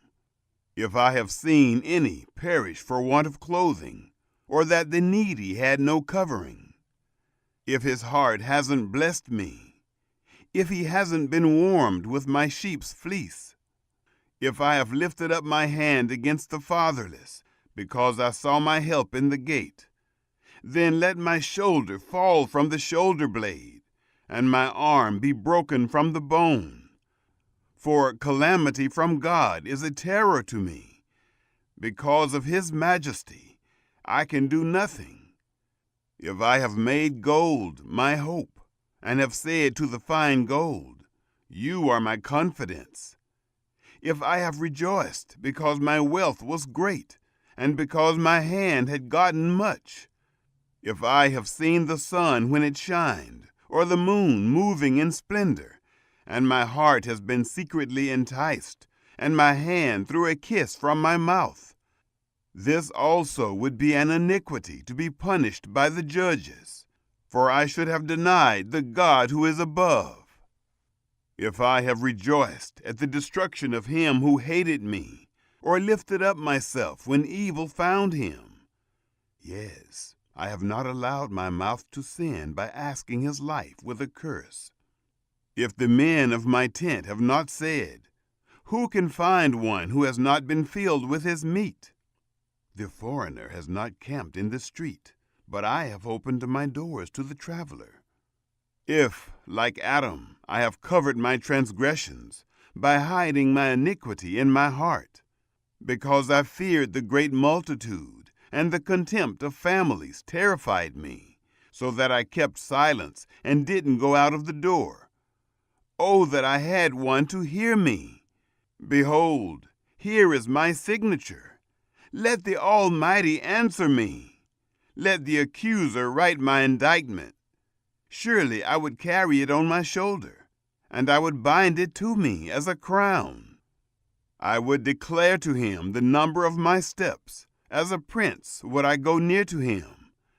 If my land cries out against me, and its furrows weep together, if I have eaten its fruits without money, or have caused its owners to lose their life, let briars grow instead of wheat, and stinkweed instead of barley. The words of Job are ended. Chapter 32. So these 3 men ceased to answer Job, because he was righteous in his own eyes. Then the wrath of Elihu, the son of Barachel, the Buzite, of the family of Ram, was kindled against Job. His wrath was kindled because he justified himself rather than God. Also his wrath was kindled against his 3 friends, because they had found no answer, and yet had condemned Job. Now Elihu had waited to speak to Job, because they were elder than he. When Elihu saw that there was no answer in the mouth of these 3 men, his wrath was kindled. Elihu, the son of Barachel, the Buzite, answered, I am young, and you are very old. Therefore I held back, and didn't dare show you my opinion. I said, days should speak, and multitude of years should teach wisdom. But there is a spirit in man, and the Spirit of the Almighty gives them understanding. It is not the great who are wise, nor the aged who understand justice. Therefore I said, listen to me, I also will show my opinion. Behold, I waited for your words, and I listened for your reasoning, while you searched out what to say. Yes, I gave you my full attention, but there was no one who convinced Job, or who answered his words among you. Beware lest you say, 'We have found wisdom.' God may refute him, not man, for he has not directed his words against me, neither will I answer him with your speeches. They are amazed, they answer no more. They don't have a word to say. Shall I wait because they don't speak, because they stand still and answer no more? I also will answer my part, and I also will show my opinion, for I am full of words. The spirit within me constrains me. Behold, my breast is as wine which has no vent. Like new wineskins, it is ready to burst. I will speak that I may be refreshed. I will open my lips and answer. Please don't let me respect any man's person, neither will I give flattering titles to any man, for I don't know how to give flattering titles, or else my Maker would soon take me away. Chapter 33. However, Job, please hear my speech, and listen to all my words. See now, I have opened my mouth. My tongue has spoken in my mouth. My words shall utter the uprightness of my heart. That which my lips know, they shall speak sincerely. The Spirit of God has made me, and the breath of the Almighty gives me life. If you can, answer me. Set your words in order before me, and stand up. Behold, I am toward God even as you are. I am also formed out of the clay. Behold, my terror shall not make you afraid, neither shall my pressure be heavy on you. Surely you have spoken in my hearing. I have heard the voice of your words, saying, I am clean, without disobedience. I am innocent, neither is there iniquity in me. Behold, he finds occasions against me. He counts me for his enemy. He puts my feet in the stocks. He marks all my paths. Behold, I will answer you. In this you are not just, for God is greater than man. Why do you strive against him? Because he doesn't give account of any of his matters? For God speaks once, yes, twice, though man pays no attention. In a dream, in a vision of the night, when deep sleep falls on men, in slumbering on the bed, then he opens the ears of men, and seals their instruction, that he may withdraw man from his purpose, and hide pride from man. He keeps back his soul from the pit, and his life from perishing by the sword. He is chastened also with pain on his bed, with continual strife in his bones, so that his life abhors bread, and his soul dainty food.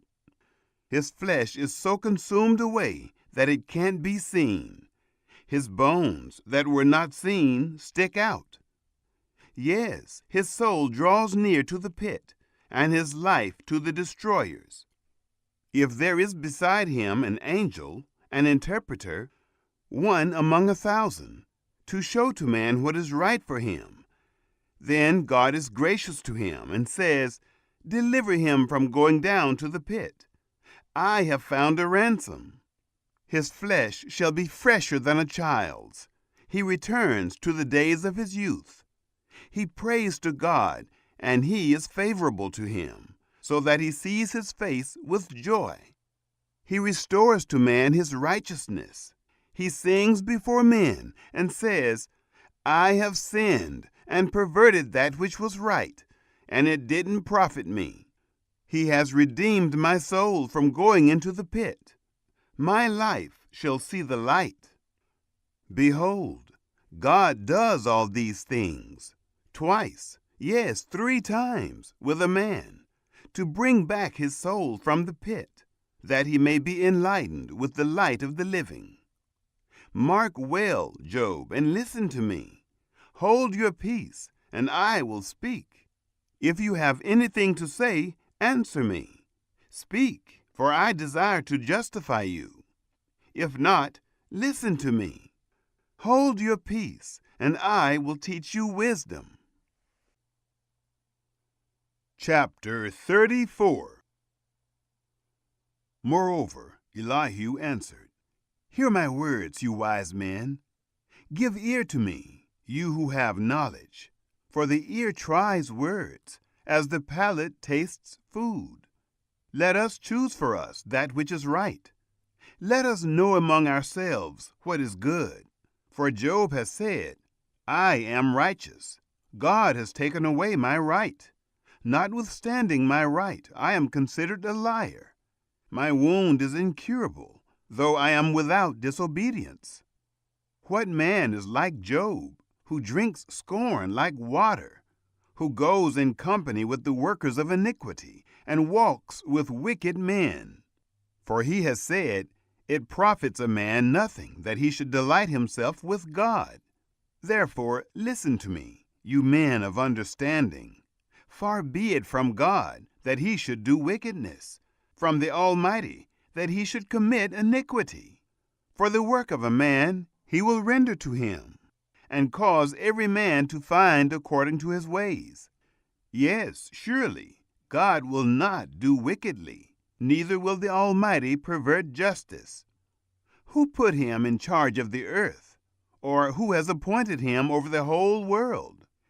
If he set his heart on himself, if he gathered to himself his spirit and his breath, all flesh would perish together, and man would turn again to dust. If now you have understanding, hear this. Listen to the voice of my words. Shall even one who hates justice govern? Will you condemn him who is righteous and mighty? Who says to a king, vile, or to nobles, wicked? Who doesn't respect the persons of princes, nor respects the rich more than the poor? For they all are the work of his hands. In a moment they die, even at midnight. The people are shaken and pass away. The mighty are taken away without a hand. For his eyes are on the ways of a man. He sees all his goings. There is no darkness nor thick gloom where the workers of iniquity may hide themselves. For he doesn't need to consider a man further, that he should go before God in judgment. He breaks in pieces mighty men in ways past finding out, and sets others in their place. Therefore, he takes knowledge of their works. He overturns them in the night, so that they are destroyed. He strikes them as wicked men in the open sight of others, because they turned away from following him and wouldn't pay attention to any of his ways, so that they caused the cry of the poor to come to him. He heard the cry of the afflicted. When he gives quietness, who then can condemn? When he hides his face, who then can see him? Alike, whether to a nation or to a man, that the godless man may not reign, that there be no one to ensnare the people. For has any said to God, I am guilty, but I will not offend any more? Teach me that which I don't see. If I have done iniquity, I will do it no more. Shall his recompense be as you desire, that you refuse it? For you must choose, and not I. Therefore speak what you know.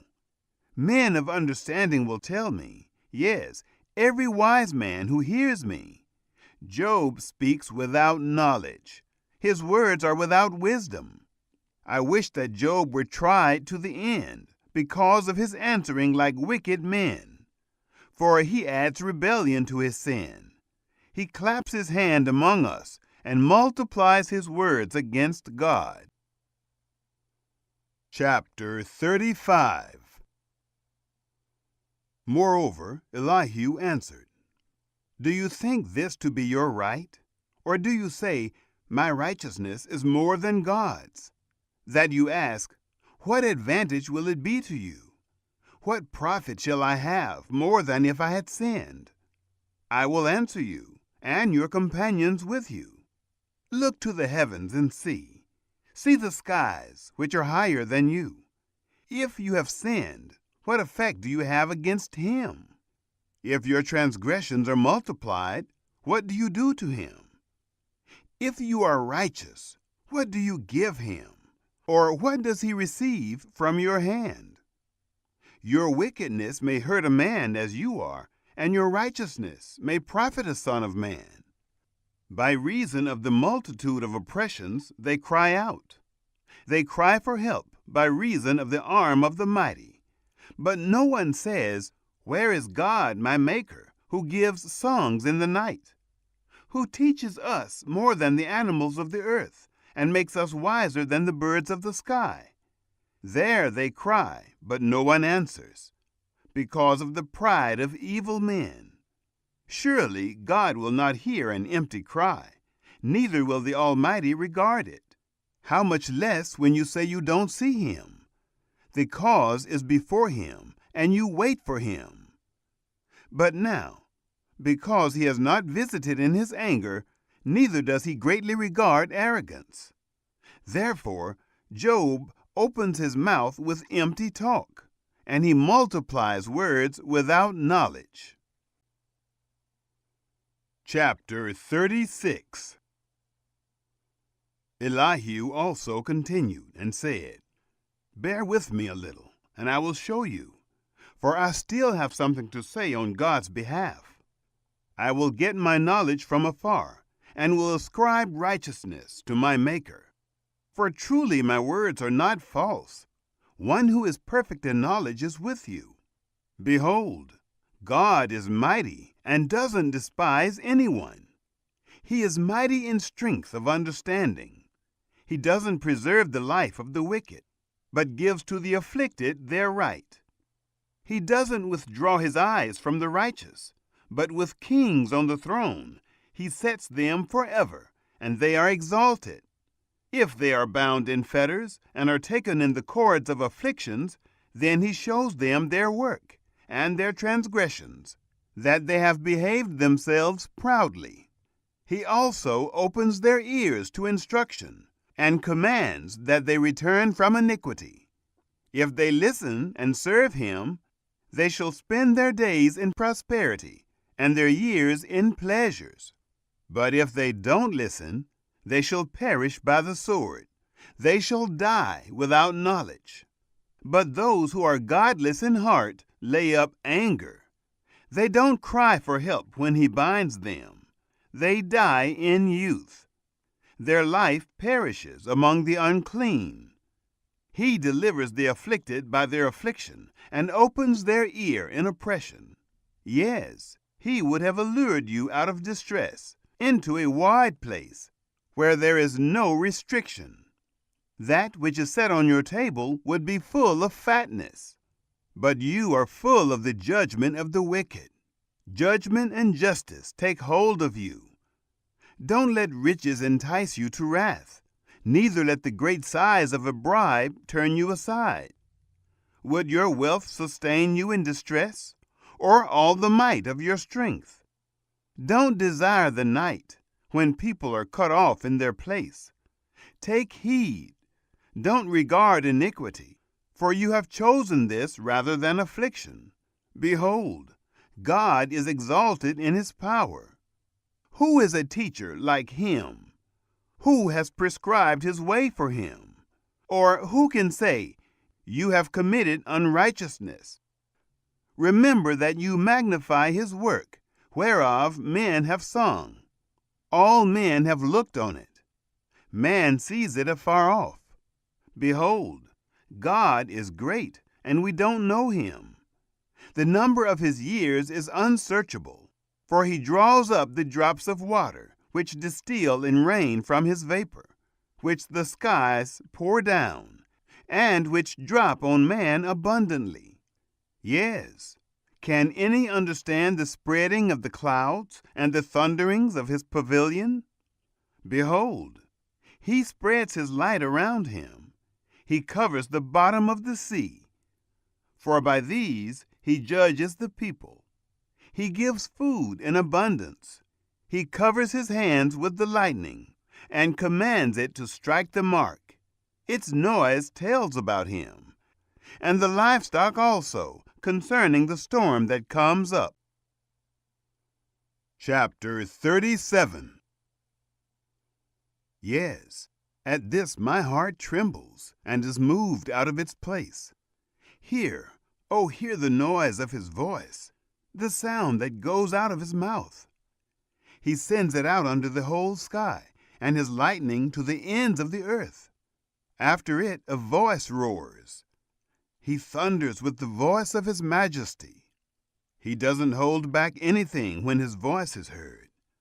God thunders marvelously with his voice. He does great things which we can't comprehend.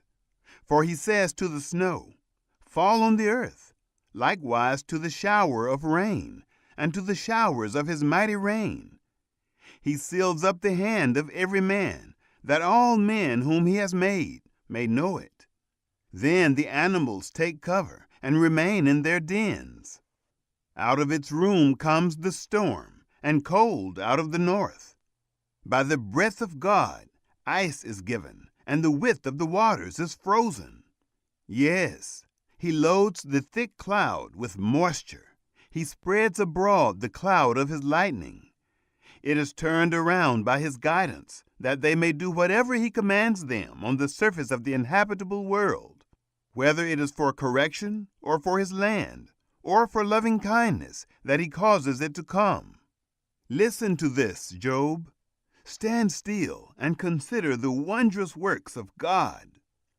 Do you know how God controls them and causes the lightning of his cloud to shine? Do you know the workings of the clouds, the wondrous works of him who is perfect in knowledge? You whose clothing is warm, when the earth is still by reason of the south wind? Can you, with him, spread out the sky, which is strong as a cast metal mirror? Teach us what we shall tell him, for we can't make our case by reason of darkness. Will it be told him that I would speak?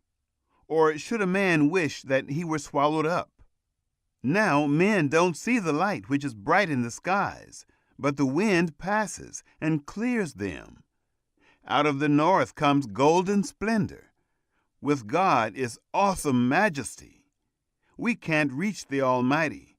He is exalted in power, in justice and great righteousness. He will not oppress. Therefore men revere him. He doesn't regard any who are wise of heart.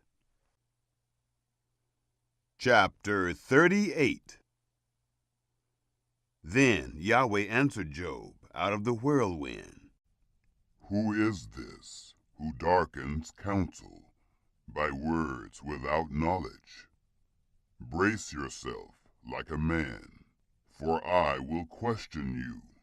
Then you answer me. Where were you when I laid the foundations of the earth? Declare if you have understanding. Who determined its measures, if you know?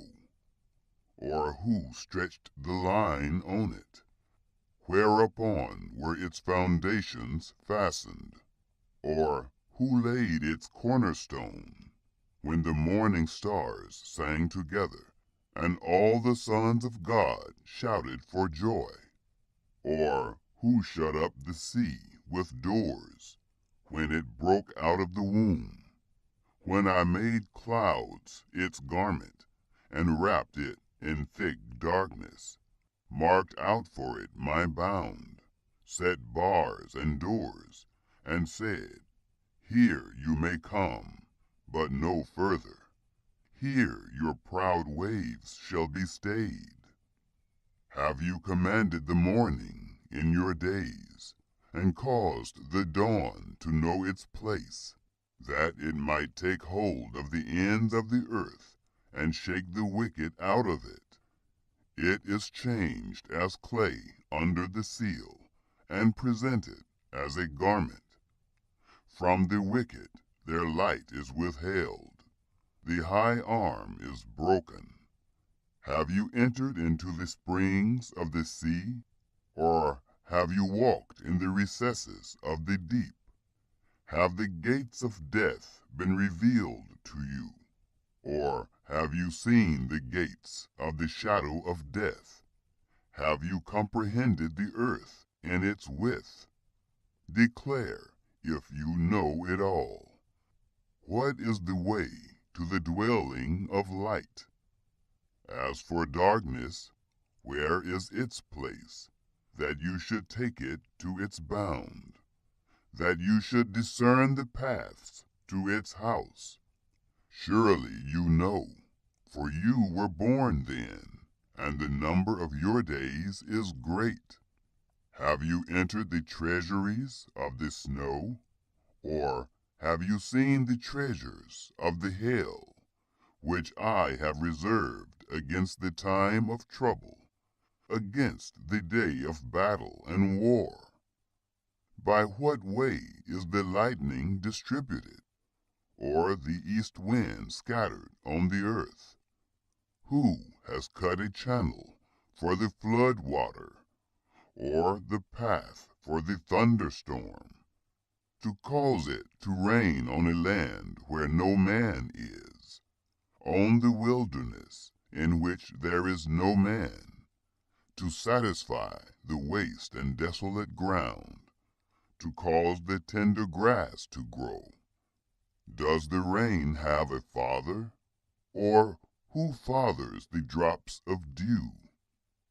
Out of whose womb came the ice, the gray frost of the sky? Who has given birth to it? The waters become hard like stone when the surface of the deep is frozen. Can you bind the cluster of the Pleiades, or loosen the cords of Orion? Can you lead the constellations out in their season? Or can you guide the bear with her cubs? Do you know the laws of the heavens? Can you establish its dominion over the earth? Can you lift up your voice to the clouds, that abundance of waters may cover you? Can you send out lightnings, that they may go? Do they report to you, "Here we are"? Who has put wisdom in the inward parts? Or who has given understanding to the mind? Who can count the clouds by wisdom? Or who can pour out the containers of the sky when the dust runs into a mass and the clods of earth stick together? Can you hunt the prey for the lioness, or satisfy the appetite of the young lions when they crouch in their dens and lie in wait in the thicket? Who provides for the raven his prey when his young ones cry to God and wonder for lack of food? Chapter 39. Do you know the time when the mountain goats give birth? Do you watch when the doe bears fawns? Can you count the months that they fulfill? Or do you know the time when they give birth? They bow themselves, they bear their young, they end their labor pains. Their young ones become strong.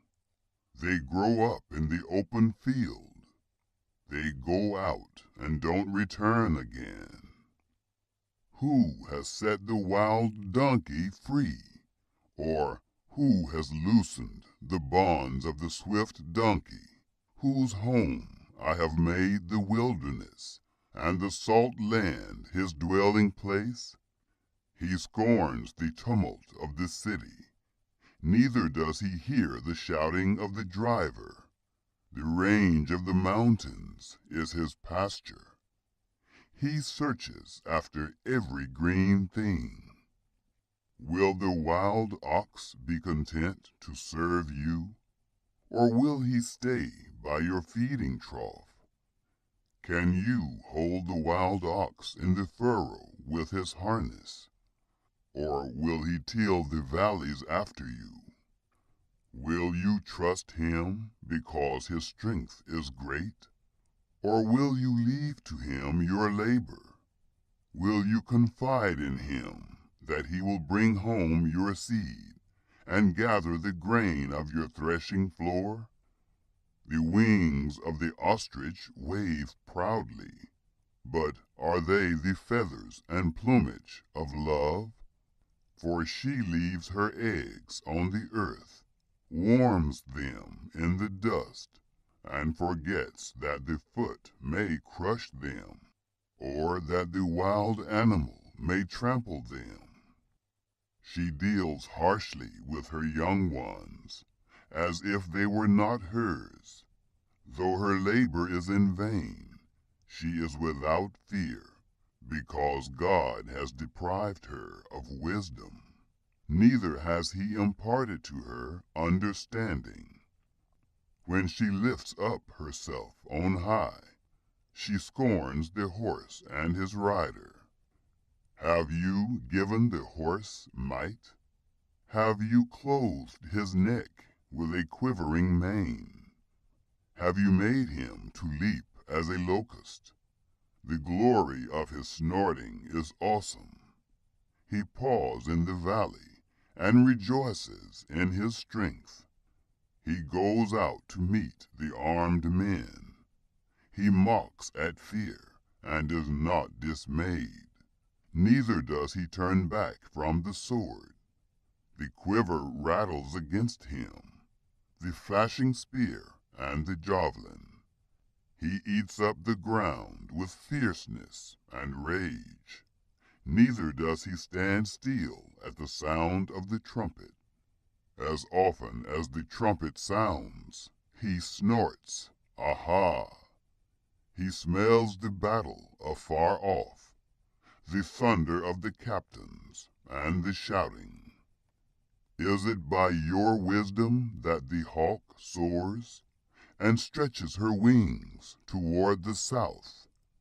Is it at your command that the eagle mounts up and makes his nest on high?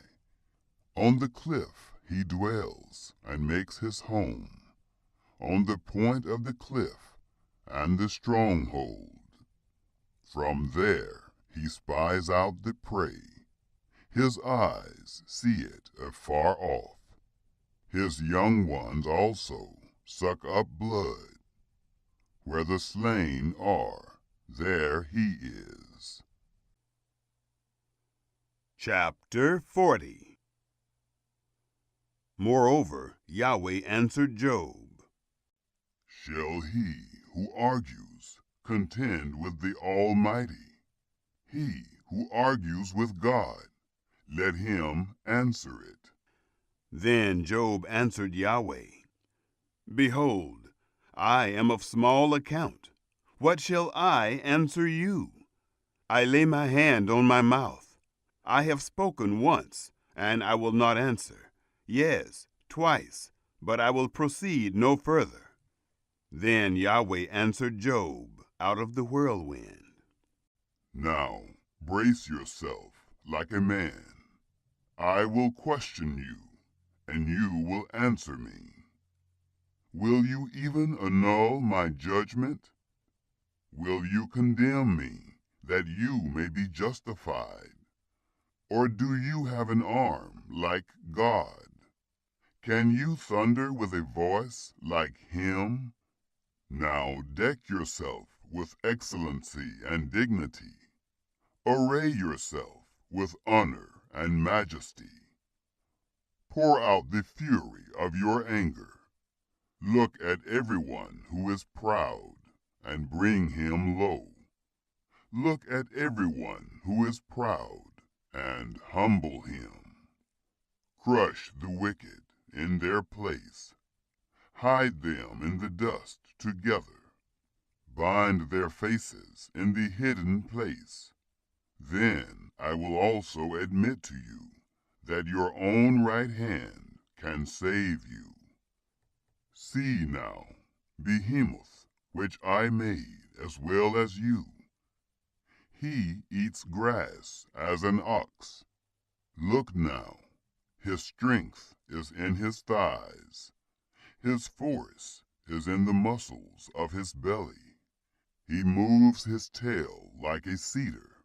The sinews of his thighs are knit together. His bones are like tubes of bronze. His limbs are like bars of iron. He is the chief of the ways of God. He who made him gives him his sword. Surely the mountains produce food for him, where all the animals of the field play. He lies under the lotus trees, in the covert of the reed and the marsh. The lotuses cover him with their shade. The willows of the brook surround him. Behold, if a river overflows, he doesn't tremble. He is confident, though the Jordan swells even to his mouth. Shall any take him when he is on the watch, or pierce through his nose with a snare? Chapter 41. Can you draw out Leviathan with a fish hook, or press down his tongue with a cord? Can you put a rope into his nose, or pierce his jaw through with a hook? Will he make many petitions to you, or will he speak soft words to you? Will he make a covenant with you, that you should take him for a servant forever? Will you play with him as with a bird, or will you bind him for your girls? Will traders barter for him? Will they part him among the merchants? Can you feel his skin with barbed irons, or his head with fish spears? Lay your hand on him. Remember the battle, and do so no more. Behold, the hope of him is in vain. Won't one be cast down even at the sight of him? None is so fierce that he dare stir him up.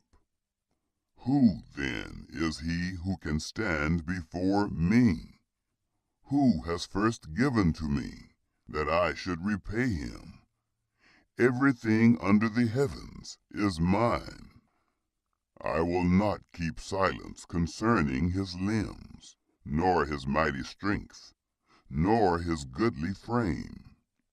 Who can strip off his outer garment? Who shall come within his jaws?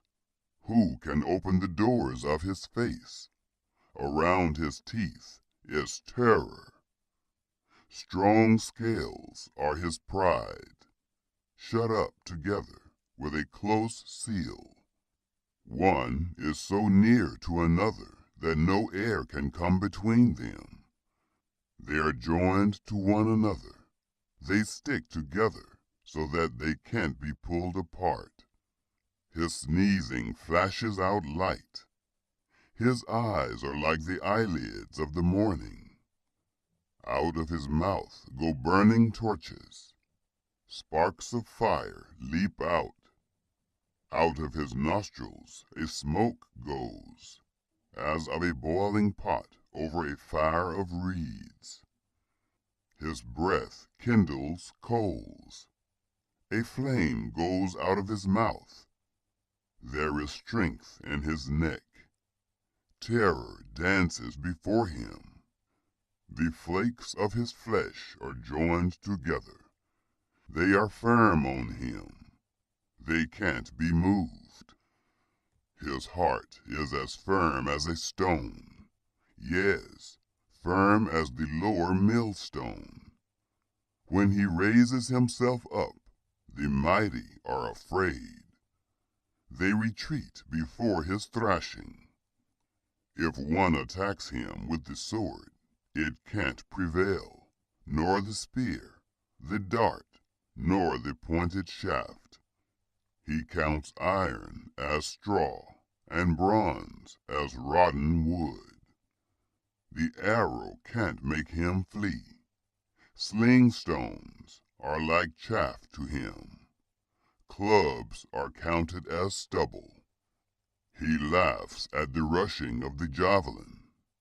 His undersides are like sharp potsherds, leaving a trail in the mud like a threshing sledge. He makes the deep to boil like a pot. He makes the sea like a pot of ointment. He makes a path shine after him. One would think the deep had white hair. On earth there is not his equal, that is made without fear. He sees everything that is high. He is king over all the sons of pride. Chapter 42. Then Job answered Yahweh, I know that you can do all things, and that no purpose of yours can be restrained. You asked, Who is this who hides counsel without knowledge?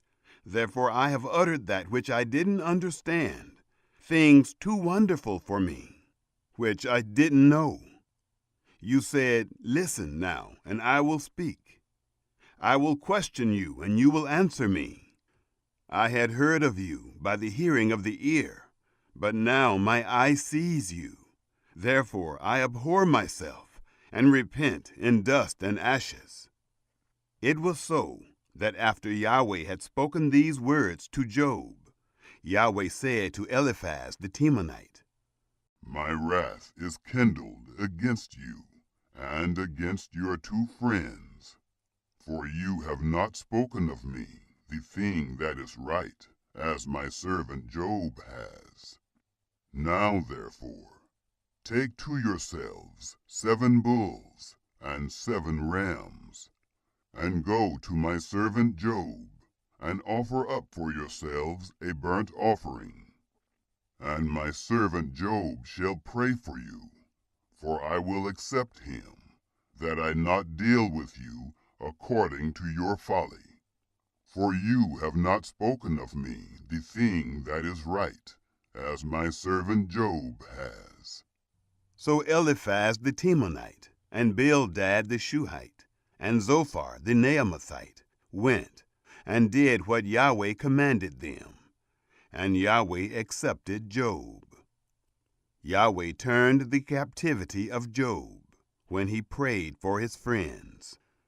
Yahweh gave Job twice as much as he had before.